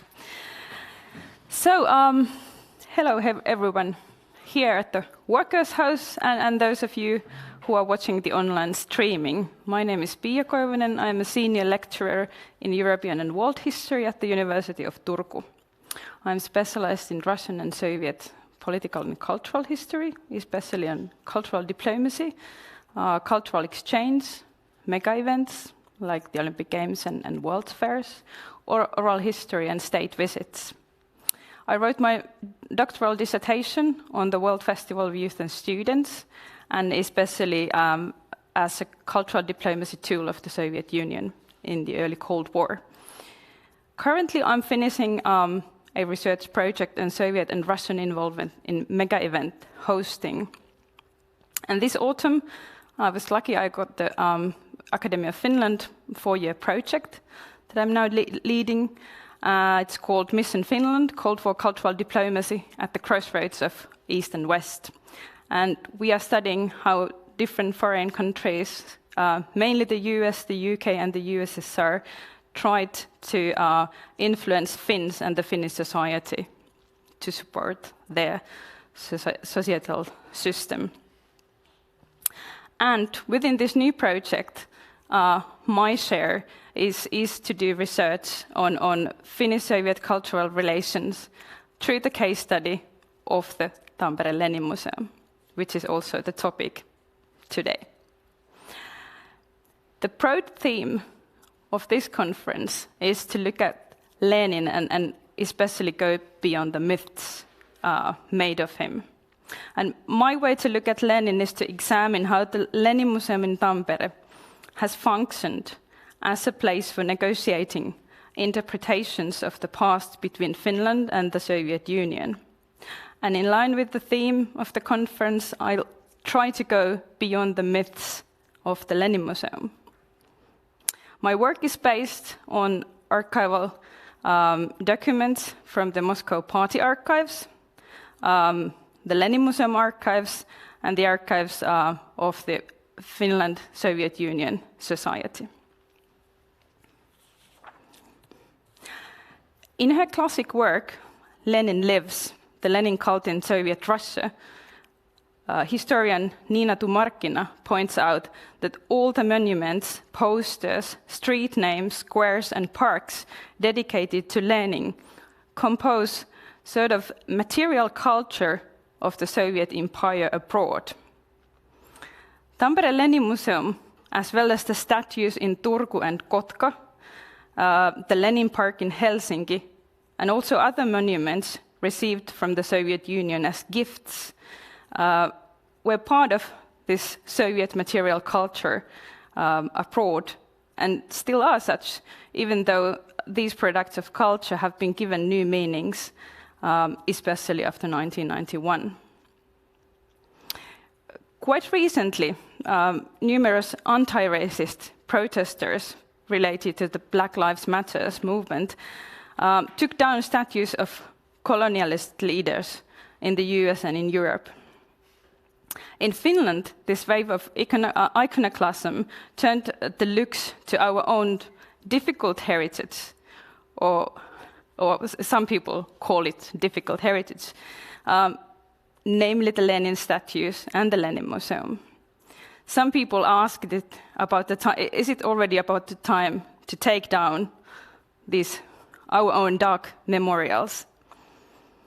Well, this was not the first and probably not the last time when this question was asked. Why there is a Lenin Museum in Finland? Or the more recent version of this question has been why there still is a Lenin Museum in Finland. This question has haunted the museum ever since it was opened in 1946. Throughout its history, the museum has divided opinions, and one could say that there are as many opinions about the museum as there are people who know it. It is by far the most contradictory museum in our country, or as the last director, Aimo Minkkinen, often puts it, it's the most hated museum in this country. For its supporters, the Lenin Museum has provided information about the life and political activity of Lenin, told the history of the role Bolshevik played in Finnish history. The local communists and the leftist workers' movement used the museum as a cultural center, providing numerous cultural activities and a place for meetings.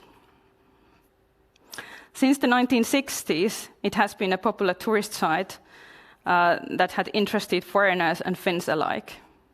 After the collapse of the socialist system, the museum remained the only Lenin museum in the world for a while, and therefore it became sort of a cult place for some history enthusiasts. Then again, the opponents have seen the museum with very different eyes. For them, a museum dedicated to Lenin has meant a statue for the most horrible dictator of the 20th century. It has been called a propaganda institution, a sick place that should be closed right away. It's been said that it tells the past in a wrong way, and it's sometimes asked why there even is a museum for a foreign political leader. What if we had a museum for Adolf Hitler? There are just few examples of how different people have viewed the museum. But let us now look at the role the Tampere Lenin Museum has played in the Finnish-Soviet cultural relations. I will first discuss the birth of the museum and the ideas behind it.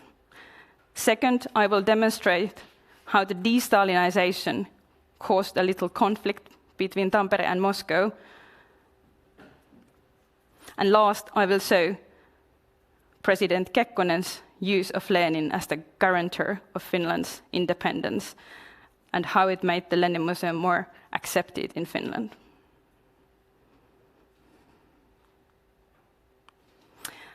In January 1946, about 6 months after the end of World War II, a crowd of people had gathered at the workers' house in the Finnish industrial city of Tampere.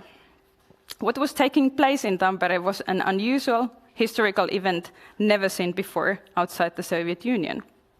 Local communists, members of the Finland-Soviet Union Society, Finnish leftist politicians and Soviet ambassador to Finland, Pavel Orlov, with his staff had gathered to open a museum dedicated to Vladimir Ilyich Lenin.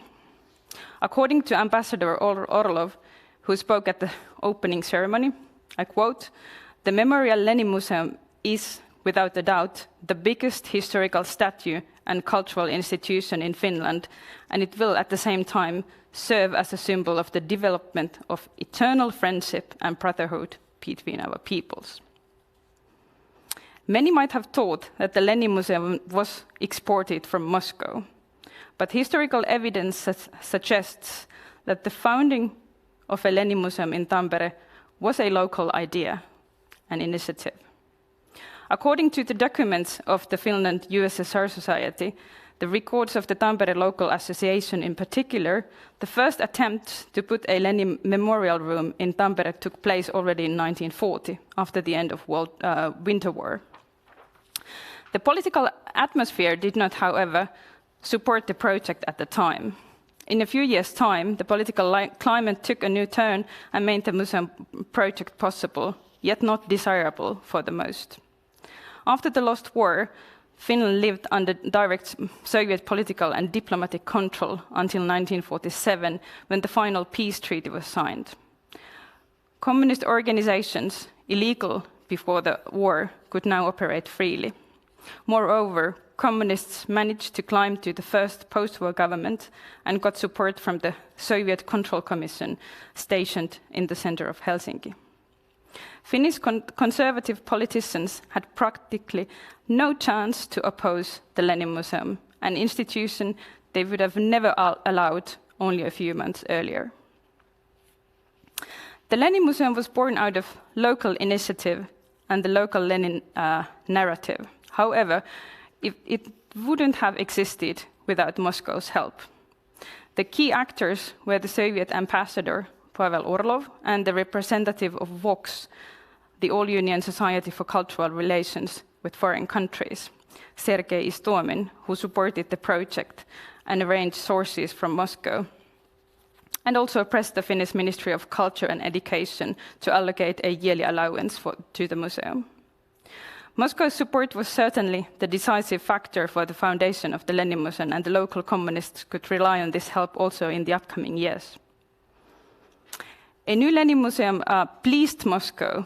However, no evidence suggests that Soviet political leaders or officials would have planted the idea of the museum or had actively campaigned for it. A report on the Finland-USSR Society in 1946 describes the museum only in one tiny paragraph, mentioning that the new museum was important because, I quote, "First, it is the first Lenin Museum abroad, and second, it is founded in one of the biggest workers' towns in the country." The report noted that the museum was a local initiative of the Finland-Soviet Union Society's Tampere branch, but was established with the help of the VOX. Other factors also support the explanation that the VOX only speeded up the project that had already been planned in Tampere for some time. First, the timing was unusual, and establishing cultural institutions in foreign countries was not part of Stalin's cultural diplomacy at the time. As you can see from the map here, the bird of the infrastructure of remembering Lenin, museum statues, mausoleum, memorabilia, and so on had started soon after his death in 1924. The Central Lenin Museum was established in 1936, as we heard earlier, and ever since the places where Lenin had breathed the air were turned into an enormous network of Lenin memorial places all over the Soviet Union. Well, you won't see much of the Soviet Union here because I wanted to stress the more Central European places of Lenin museums. Another wave of Lenin museums started after World War II in the area of new socialist countries. And if we look at when other foreign Lenin museums were opened, Prague in 1948, Bucharest 52, Warsaw 55, Paris 55, and Leipzig 57, we can see that Tampere was somewhat an exception, being the first Lenin Museum opened abroad even before Paris Peace Treaty had been signed. So this was very unusual also in the context of the new socialist camp that was formed after World War II. Moreover, locating the museum in a provincial city rather than in the capital would hardly be the Soviet choice.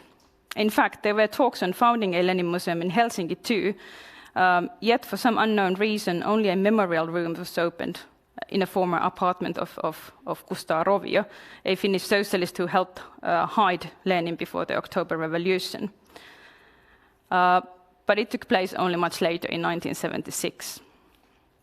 Had the actual Lenin Museum been located in Helsinki, its meaning and the utilization of cultural and traditional diplomacy might have been very different from Moscow's viewpoint. Third, according to the records of the Soviet cultural relations with foreign countries, Soviet cultural diplomacy imposed for Finland focused primarily on influencing the Finnish elections, a pro-Soviet communist, People's Democrat and Social Democrat coalition in mind, strengthening the work of the Finland Soviet Union society, transforming public opinion towards more pro-Soviet, and establishing a scientific Soviet Union institute in Helsinki. In this context, a tiny Lenin memorial room put up by a few local communists in provincial Tampere was like a drop in the ocean. The museum was a small part of large endeavor, but not very important in itself in the 1940s. But why did local communists want to put up a museum for Lenin? The idea of the Lenin Museum was based on a memory and narrative on the time Lenin and Bolsheviks had spent in Tampere before the revolution. Finland had become an important safe haven for Lenin and the Russian Social Democratic Labour Party during the Tsarist period.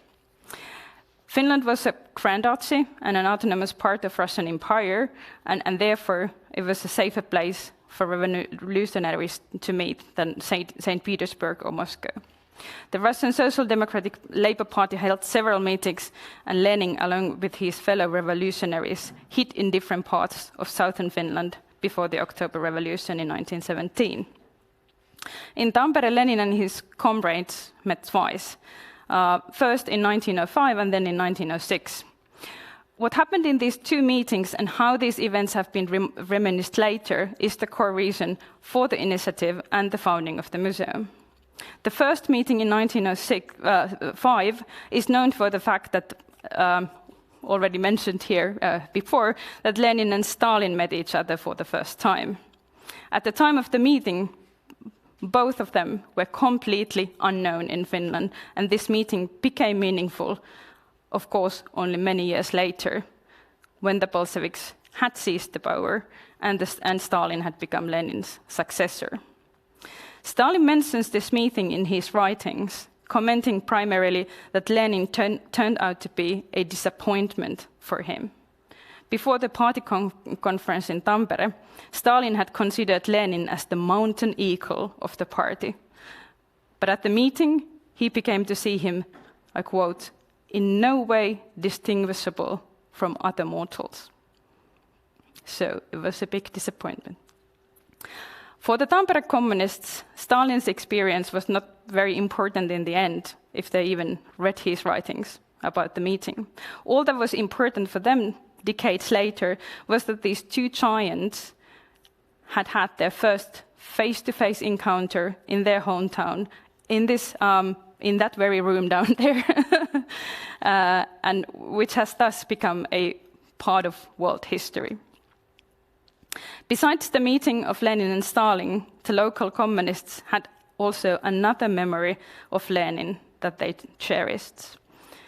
According to a local activist, Matti Vuolukka, an eyewitness himself, Finnish socialists had had a chance to give a short speech at the end of the second Bolshevik meeting in Tampere in 1906. Finns were not allowed to be present at the actual conference, but Lenin wished to thank them for arranging the place and protection in Tampere and called them to the hall. Matti Vuolukka, later, decades after, recalled that he had read the speech in Finnish and stood next to other two Finns, Yrjö Mäkelin and Leo Laukki.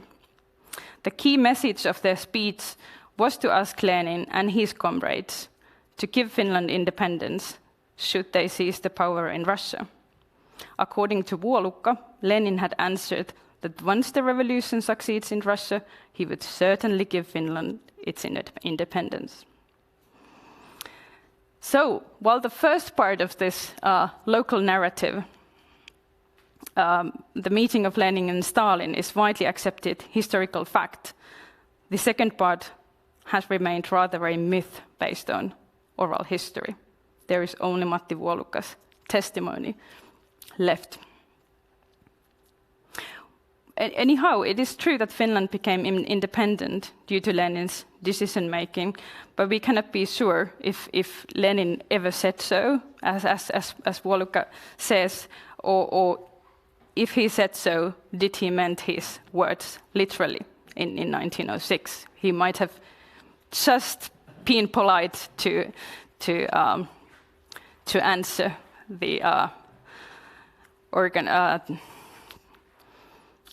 the organizer's question. Thank you. We must think the time and the year in the beginning of 1900. The Russian Tsarist regime didn't allow any kind of association.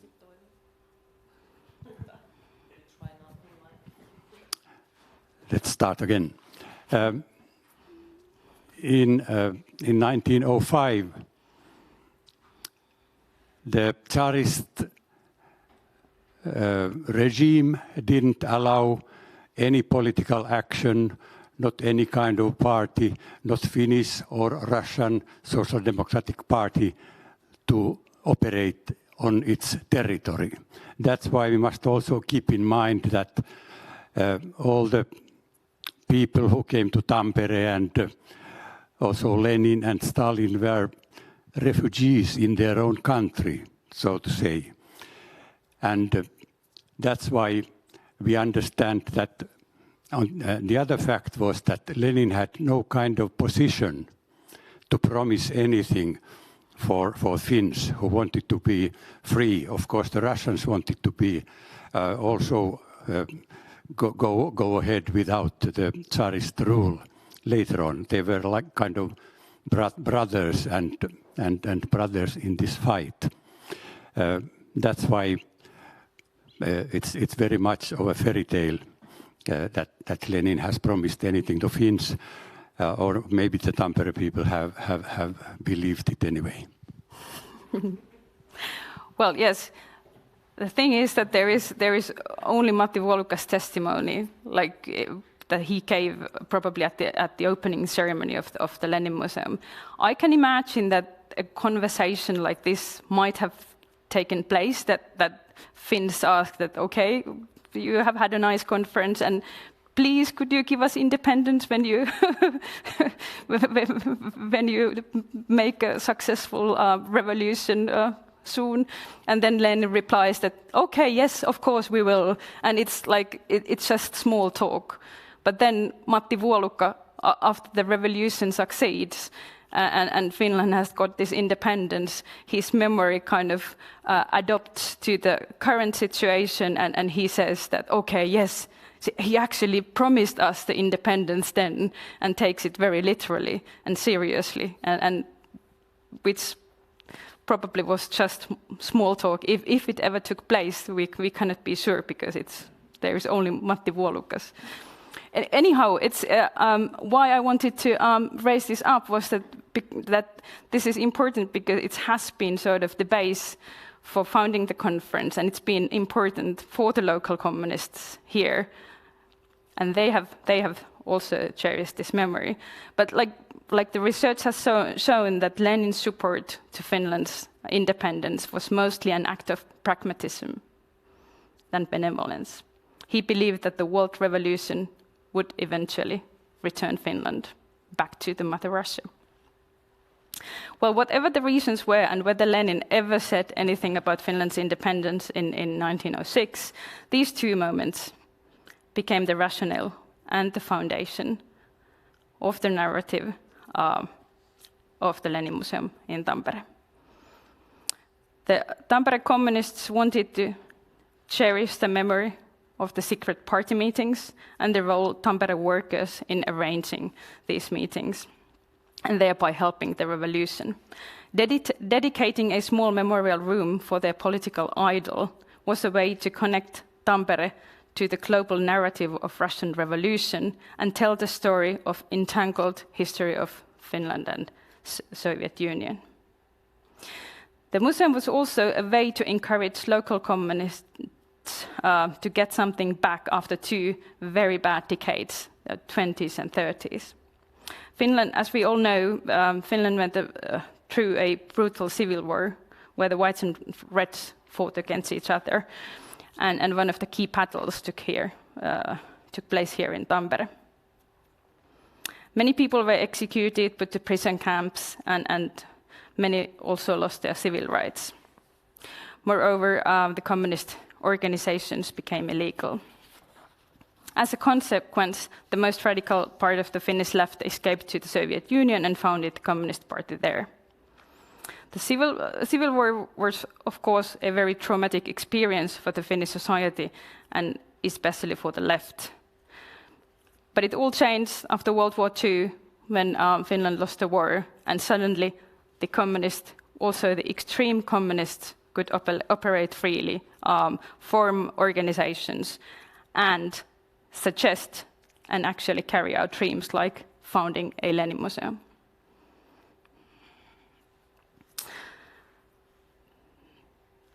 There is the same picture that Ulla already showed, but let's still continue with this.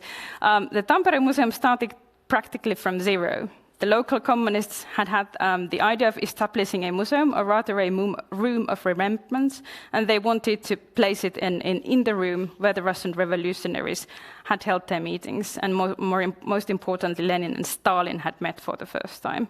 They had no staff, no exhibits, no furniture, and no expertise whatsoever to launch such a place.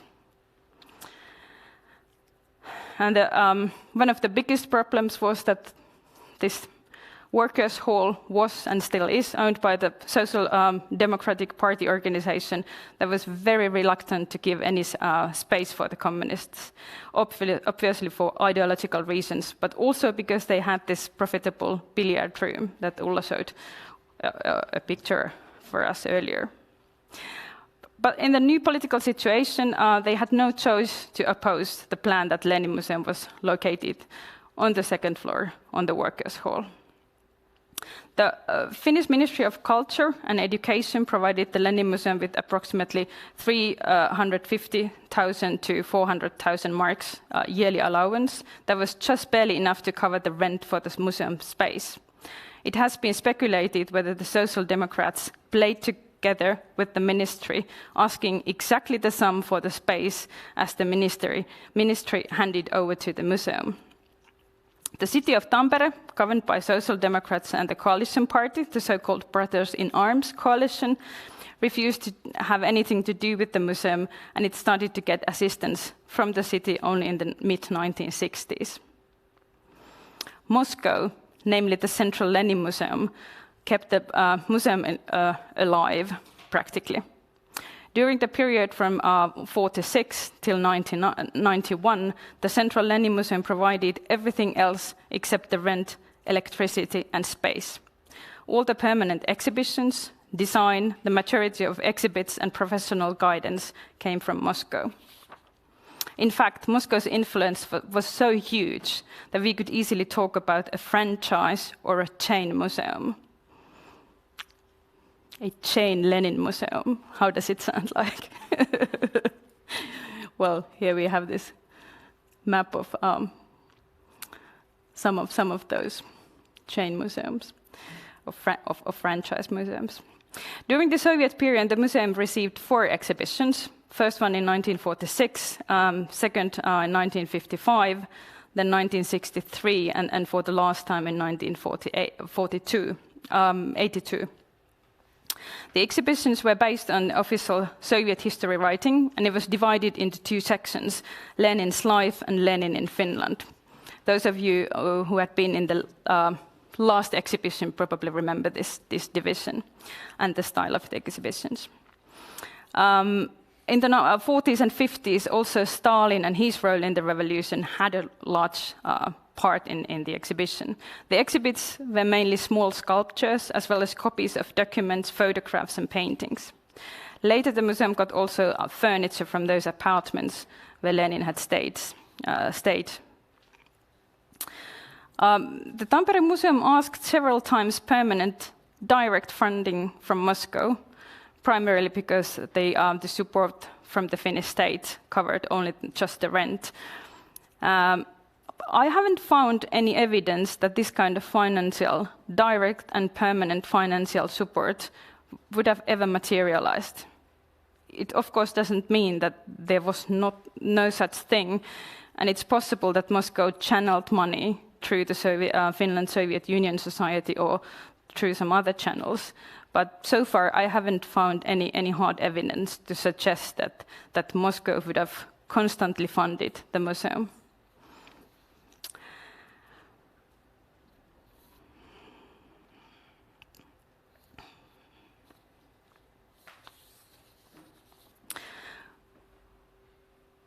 Well, I mentioned that the museum got almost all of its exhibits from Moscow. There is a few exceptions. I wish to draw your attention to these two pictures. The smaller one showing an exceptional painting. It's a portrait of Stalin and Voroshilov. And it's exceptional because it's one of the very few exhibits that the museum had managed to gain itself already in the late 1940s. At the opening ceremony of the museum, Betty Peltonen, a local communist and an activist in the Finland-Soviet Union Society, had told with full excitement that the museum founders had managed to find a couple of exhibits by themselves. According to Peltonen, Finnish soldiers had brought a few paintings and other items in private ownership from the Eastern Front. When Finland-Soviet Union Society activists had heard about these works, they had asked Ambassador Orlov to use his authority for getting these paintings to the museum collection. The booty, as Peltonen herself called this collection of the museum, included a Soviet flag, portrait of Lenin, a painting on Stalin and Voroshilov, probably this one here, and a portrait of Voroshilov. Due to the lack of sources, we can only imagine what the political establishment, listening to Betty Peltonen's talk, might have thought about displaying items gained by Soviet soldiers from the war front. Soviet archival records, they mention this occasion, but they don't. They haven't recorded any reaction to this. But I found this really exceptional and surprising to know that there are these works. This one is the only one that I've identified from the pictures, but there are probably more of them.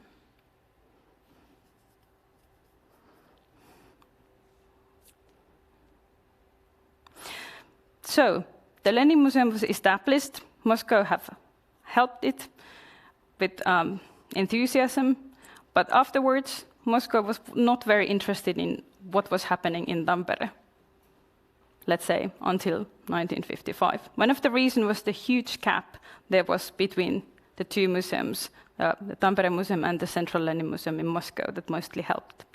The Central Lenin Museum was a professional organization with skilled workers. The Tampere Museum was a project put together by a few devoted communists who had no experience in the field. For the Central Lenin Museum, Tampere meant extra work whose significance was not self-evident still in the 1940s. It is quite telling that in 1955, almost 10 years after the museum had been established, the director of the Central Lenin Museum mentioned in his letter to the Central Committee of the Communist Party that no one really knew the condition and order of the exhibits sent to Tampere in 1945.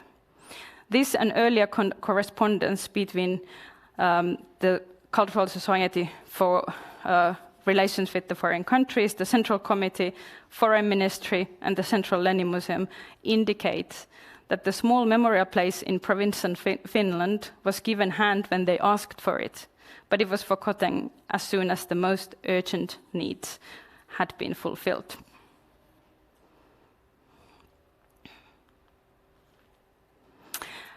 During its first decade, the museum functioned as a leftist cultural center, which organized activities for local communists and the members of the Finland Soviet Union society.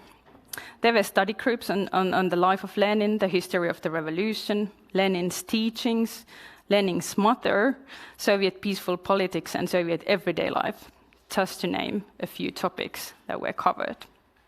They organized film evenings, showing primarily Soviet films, presentations on ideology and politics, as well as a yearly calendar anniversaries of the leftist workers' movement, such as the October Revolution, birthdays of Lenin and Stalin, 1st of May, anniversaries of the 1905 Bolshevik meeting in Tampere, and the anniversary of the Treaty of Friendship, Cooperation and Mutual Assistance. And this picture is from the 1950s, probably some presentation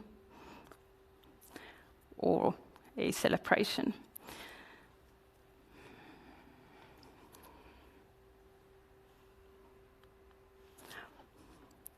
Okay, now we move to discuss what was perhaps the biggest conflict in the relationship between Moscow and Tampere. Given that Lenin was a sacred figure in socialist ideology, historiography, and mythology, it could be assumed that Moscow was very interested in how Lenin, his life and revolutionary deeds were presented outside Soviet borders. However, Moscow didn't pay much attention to the Lenin Museum until Khrushchev's thaw and the de-Stalinization campaign, which started in 1956, when Nikita Khrushchev criticized Stalinist terror and the cult of personality in his speech at the 20th Party Congress. In the context of de-Stalinization, the first meeting between Lenin and Stalin became very problematic. Consequently, this painting here, Alexander Moravov's Tammerfors Conference in 1905, was no more only a painting, but it was a painting that should not be shown in the places that followed Moscow's interpretation of history. Showing Stalin beside Lenin and representing him as the natural heir had with the official Soviet line as long as Stalin had ruled the country.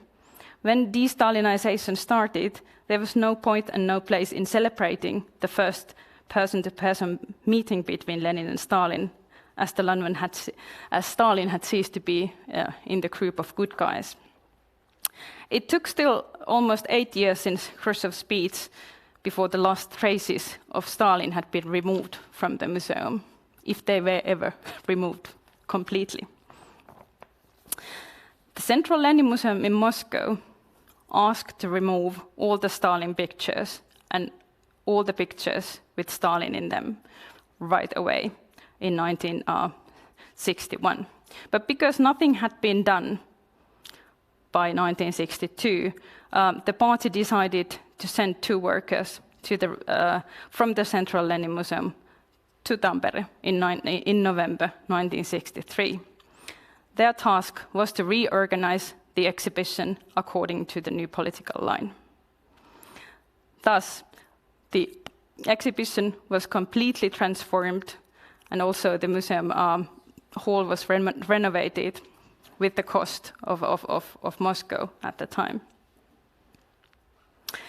While the original division of the exhibition into Lenin's life and Lenin in Finland still served as the backbone of the new exhibition, all the exhibits and pictures were changed, and most importantly, all the references to Stalin and his personality cult were removed. So this painting was one of the works that were centered in this conflict. But as you can imagine, this was very important for the museum because of this foundation. Here is another work, VKhUTEMAS, the first meeting of Lenin and Stalin at the Bolshevik conference in Tammerfors, which was also blacklisted. And there were also some sculptures photographs and other paintings where Stalin was present that were listed as those that should be removed.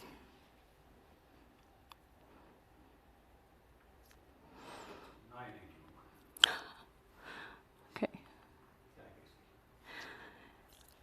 This is a photograph that was sent from Tampere to Moscow after the reorganization of the exhibition had taken place in 1963. And it was supposed to show how the exhibition looked like after this renovation. The museum workers in Moscow carefully studied this and other photographs. There were plenty of them, only to learn that some pictures with Stalin were still hanging on the walls of the Tampere Workers' Hall. As you can see here, this is it's very blurred, but it is this Moravos work, which is still hanging in there. The museum worker had put them back on the display once the Soviet officials had gone. Still, as late as 1964, very frustrated, the leader of the Central Lenin Museum, Yezhova, wrote to the party central committee that the exhibition plan made in Moscow had been ruined and changed. The photos sent by the keeper of the Tampere Lenin Museum at the time, Arvi Laakso, illustrated how Tampere Museum had appropriated the Moscow plans for their own needs. For example, Laakso had replaced one of the new paintings brought by Moscow people with this Moravov's work, and also some other works that were supposed to be removed. So this was one of the places where Finns, the local Tampere communists, wanted to have their say what's on display in this museum, where Lenin and Stalin had met. So, and here's also another work you can see on the back wall. There is Vladimir Serov's famous painting, Lenin declares, Lenin proclaims Soviet power, which was painted in the late 1940s. There are several copies of this painting, and some of them were painted over in the process of the de-Stalinization, because there is I don't have a bigger picture of it, but there are Stalin and Sverdlov standing behind Lenin, and of course, because Stalin shouldn't be shown anymore, they wanted to cover it. There is this one is still hanging in the Lenin Museum here in Tampere, and other one with Stalin and Sverdlov is in China. It was given as a gift to Mao Zedong.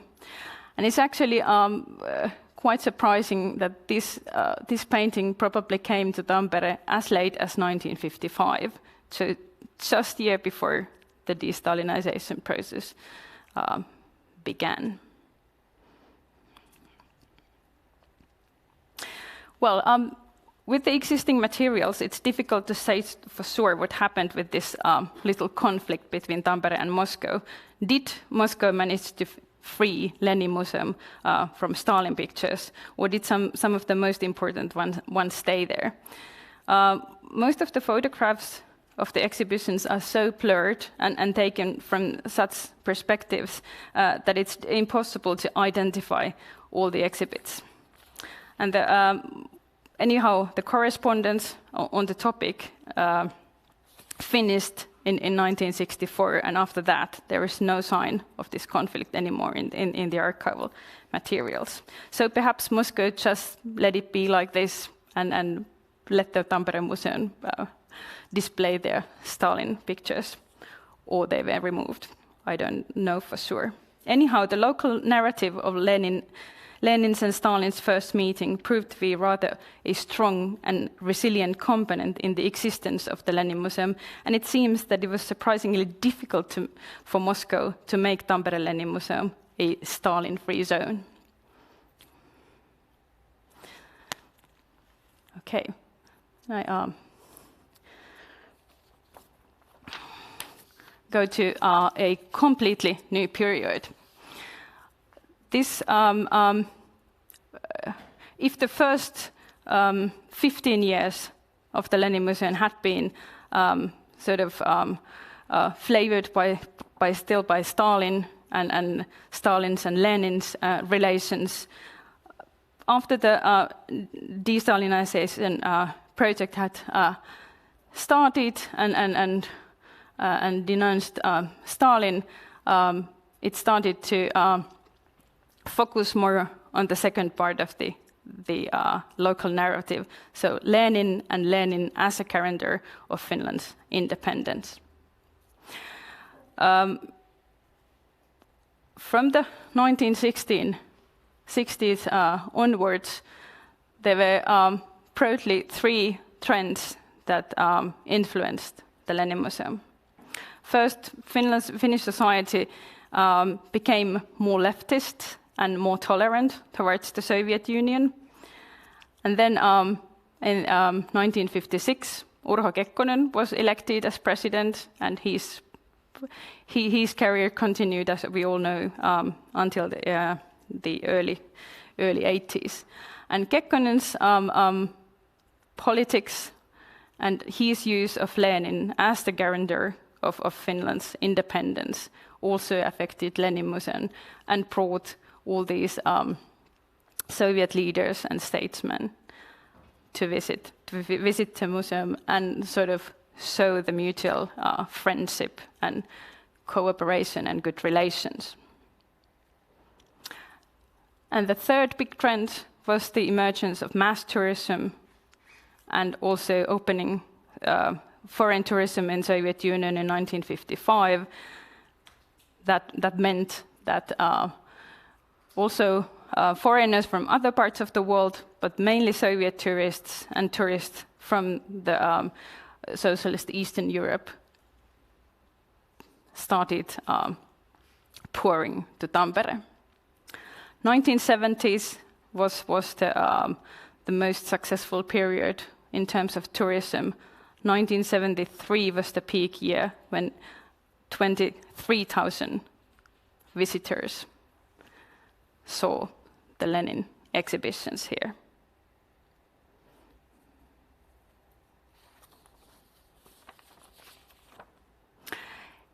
Here you can see Nikita Khrushchev in the middle with the flower bouquet, and on his left there is Hannes Juvonen, who was the keeper of the museum at the time.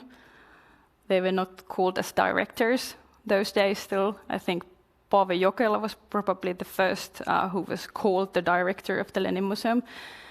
And then next to Juvonen on the left is Nikolai Bulganin. And this was in June 1957, just a few weeks before an anti-party group tried to oust Khrushchev from power. And it was about a month before the World Festival of Youth and Students took place in Moscow. And actually, I found a little note during my PhD process.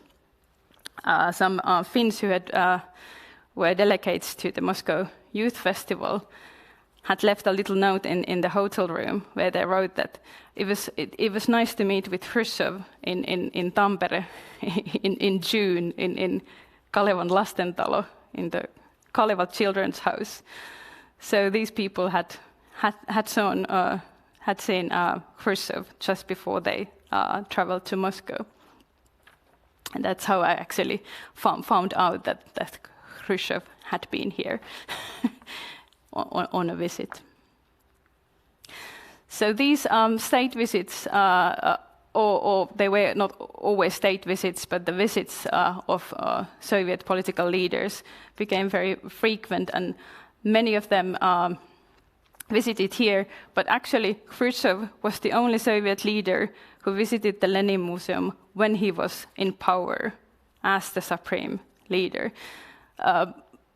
Brezhnev here, who visited the museum in 1960, became the Soviet leader only 4 years later.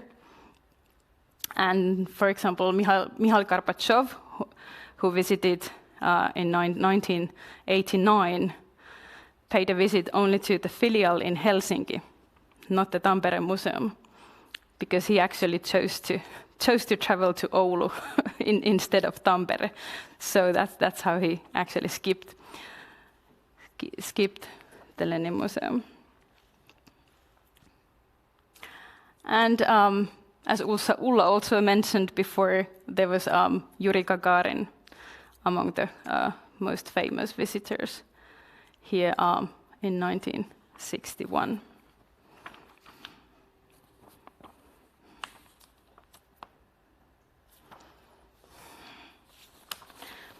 Okay, I still have some time, so I can mention I haven't done so much research on the 70s and 80s yet, but there is one occasion from the 70s, of course, the year 1970, when it was 100th anniversary of Lenin's birth.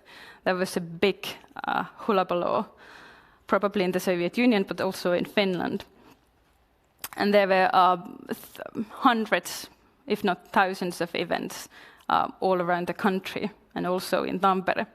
What was surprising was that the Lenin Museum annual report mentioned that because there are so many events happening all around, the museum was not going to organize any large event at the museum venues, but they cooperated, for example, with the University of Tampere, organizing a birthday celebration there at the University Hall. And then they also cooperated with the big UNESCO symposium that was held in Tampere in 1970. That was in Town Hall. That was in Town Hall, yeah. Yeah. Were you there? 50 years ago. Did you attend the... Yeah. There was actually very difficult to find information. I mean, it's from today's perspective, it's quite exceptional that UNESCO, at least from my point of view, that UNESCO dedicated its big event to Soviet Union and Lenin. The title was, the topic of the symposium was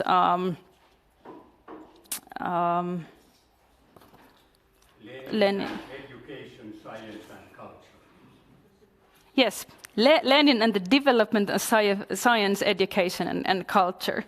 And so it was a quite big achievement because UNESCO, which was part of the United Nations, was a transnational organization. It was not governed by the Soviet Union, but then still they could propose and actually succeeded in getting this topic. But it was, I think it's quite marginalized event these days because it was very difficult to find any information in any studies about this UNESCO conference, but it should be studied more. There is a good report in UNESCO Courier, which is published in many languages, and that is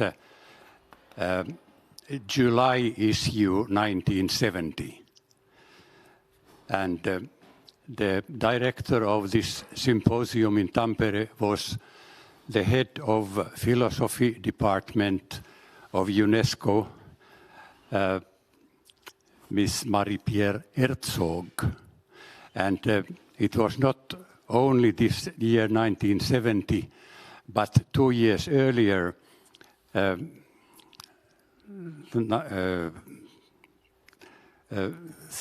68, the decision was made in the UNESCO program that it is a good idea to celebrate Lenin's centenary, 1970 and 1969. In the same way, Gandhi's centenary was celebrated in the form of UNESCO symposium. And UNESCO invited the participants from many continents and many countries, and UNESCO brought the necessary interpreters from Paris to town hall, and Tampere city offered a lunch to the participants and observers, I think. And an interesting point is also that after the symposium, which lasted 4 days here in Tampere, all the participants and observers and organizers, even the interpreters from Paris, got invited to Leningrad to have another 4 days excursion where we went to see all the different places which were important as a memory and narrative of Lenin. And so that was lots of attention also in Finland. The press was there, and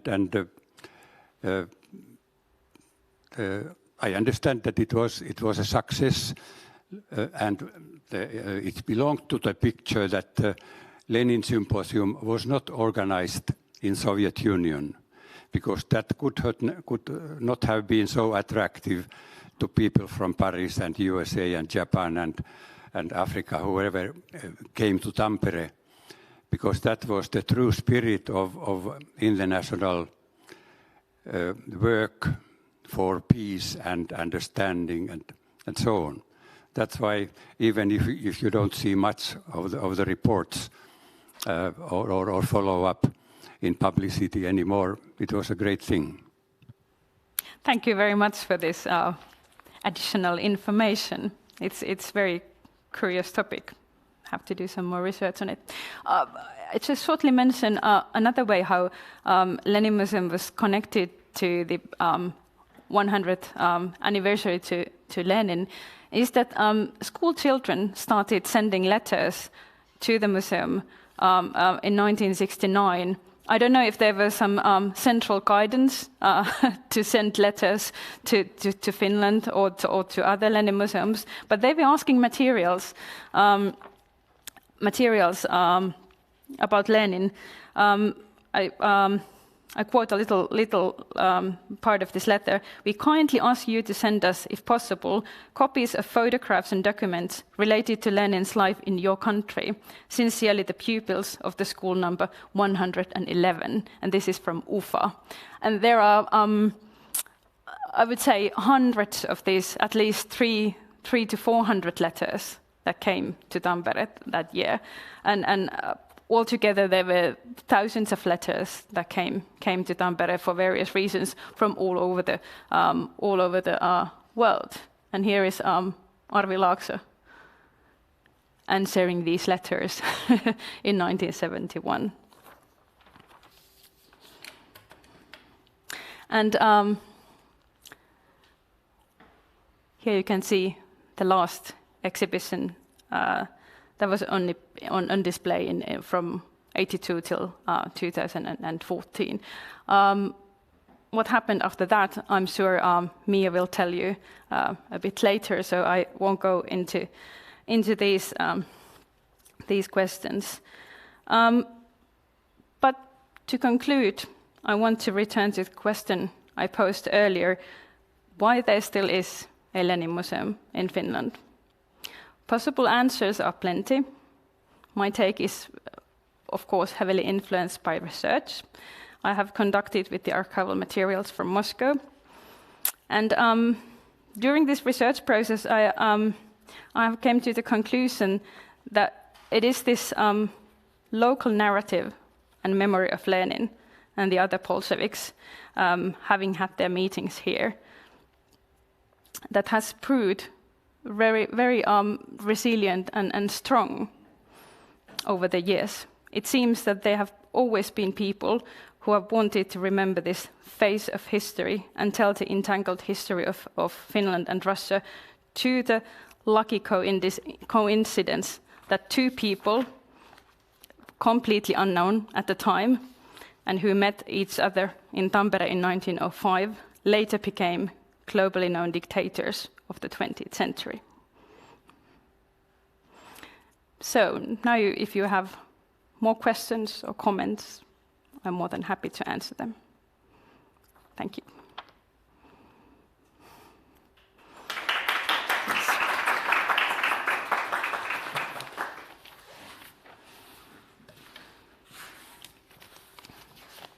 Thank you, Pia, very, very much. It was a very interesting lesson. And are there some questions, please? Yes. I am Kersti Tainio from the University of Helsinki, and I'm also interested in the different legacies of the Russian revolutions. And thank you for your very interesting presentation. I was just thinking, for me, it was very interesting part when you told about the other activities in this museum, that there were seminars and film evenings and all kinds of meetings and such things also organized in the Lenin Museum. And that is why I'm interested in it, is because I thought that, was it so that actually the function of the museum was also a little bit like a kind of a continuation of a workers' house? That it's not like, I think today we see museums a little bit more like a places where you come and you come to learn things and you cannot touch anything, but in the Lenin Museum in that time you could come and have meetings and sit on chairs and do other things as well. So this and when I started to think about this, I also started to think about the House of Culture, Kulttuuritalo in Helsinki, which was a workers' house which had meetings and conferences and film evenings and all these kinds of things. So if I can build up some sort of a question, so my question is that was it more like a multifunctional place in that period of time than maybe it is today? Thank you very much for your question. It's I think I really like the comparison between the workers' house and because I've called it sort of a workers' cultural club or something. Yeah. It was sort of like that, especially in the late 40s and in the 1950s. Perhaps still in the 60s and 70s. I cannot say for sure because I haven't done so detailed research on those times yet.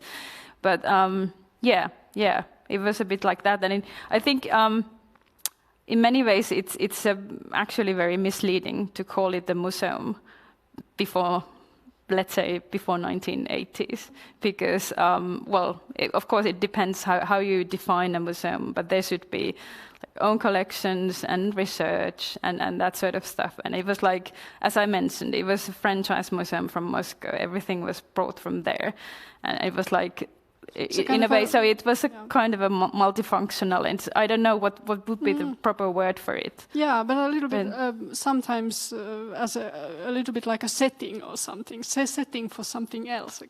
Yeah. And it was sometimes like I think I can imagine that the first version of the museum was probably sort of a memorial room that were all over the Soviet Union, everywhere Lenin had touched the wall. It was like, we have a apartment museum here. Well, in a way, so it was a bit like that. And of course, this central Lenin Museum in Moscow, it was like a factory of Lenin things. So they could. It was no problem for them to produce everything the museum wanted here. Yeah, thank you very much. You're welcome. I should like to comment that it was not the Moscow Central Lenin Museum but it was Tampere who was example for the other European Lenin museums, how to deal with Lenin. That might be the case. It was interesting when I was going through the materials in the Moscow party archive, and I also look at some other materials than the Tampere Museum. I do have some comparative materials on Paris, and also some plans that the Moscow Museum had for the Soviet Lenin museums, and also for the People's Democracies Lenin museums. And it's interesting that Tampere and Paris were in a sort of third category. There were no plans for them from Moscow. There was the first category was, of course, the Soviet Lenin museums, and then the People's Democracies Lenin museums, and there were like quite strict orders how to and correspondence how to deal with them. But Tampere and Paris were kind of exceptions.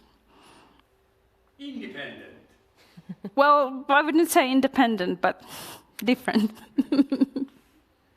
One more question. This goes a bit aside from the subject, but if somebody else here happens to know the answer to this, you can also answer. But because they were so strict about the Stalin pieces in Tampere Museum, and probably also in Paris and other museums, what about the Stalin Museum at Gori during Soviet era?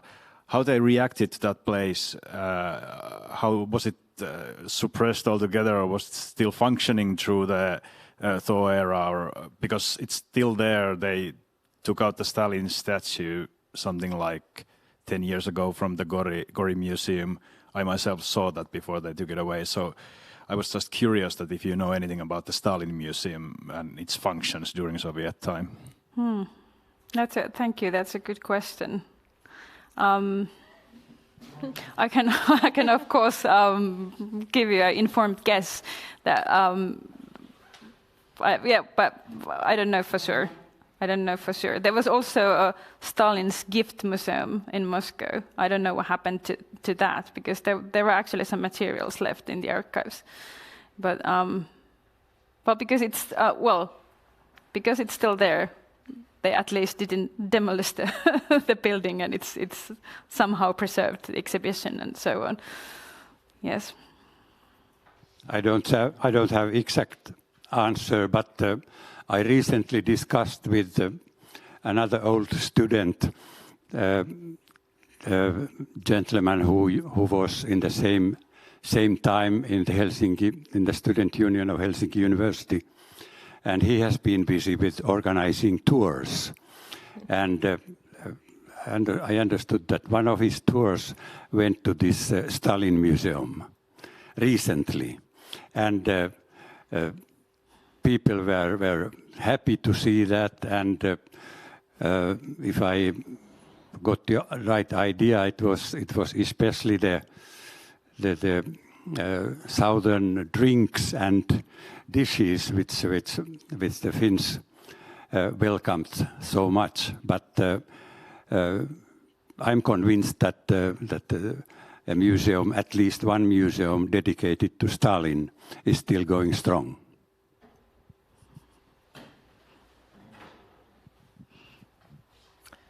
And are there any questions online? No comments, no questions. Are there any more questions here? If not, so thank you, Pia, very much. It was really nice to see that you began with the question, why is there a Lenin Museum in Finland? Because you can believe that is one of the questions we get so very often at the museum, and especially on the social media. And it's not usually presented in a very nice way on social media, at least. But today's program is almost finished. Next we will have some coffee, as you can see over there. And the Lenin Museum is open for all you participants. And our senior researcher, Mia Heinimaa, is over there. She has worked in Lenin Museum for decades, so she's a true expert on the subject. So please, if you have time, if you haven't visited Lenin Museum, or even if you have visited, but if you have the time to visit it once more, go with Mia after the coffee, and she'll show you our exhibition and will answer all your questions you have in mind. But I want to thank you all for participating in our conference, both here and online as well. And I hope you'll attend also tomorrow. And we will start tomorrow at 10 a.m. There will be some coffee available on the morning, so be here on time, and have a nice evening, everyone. Thank you.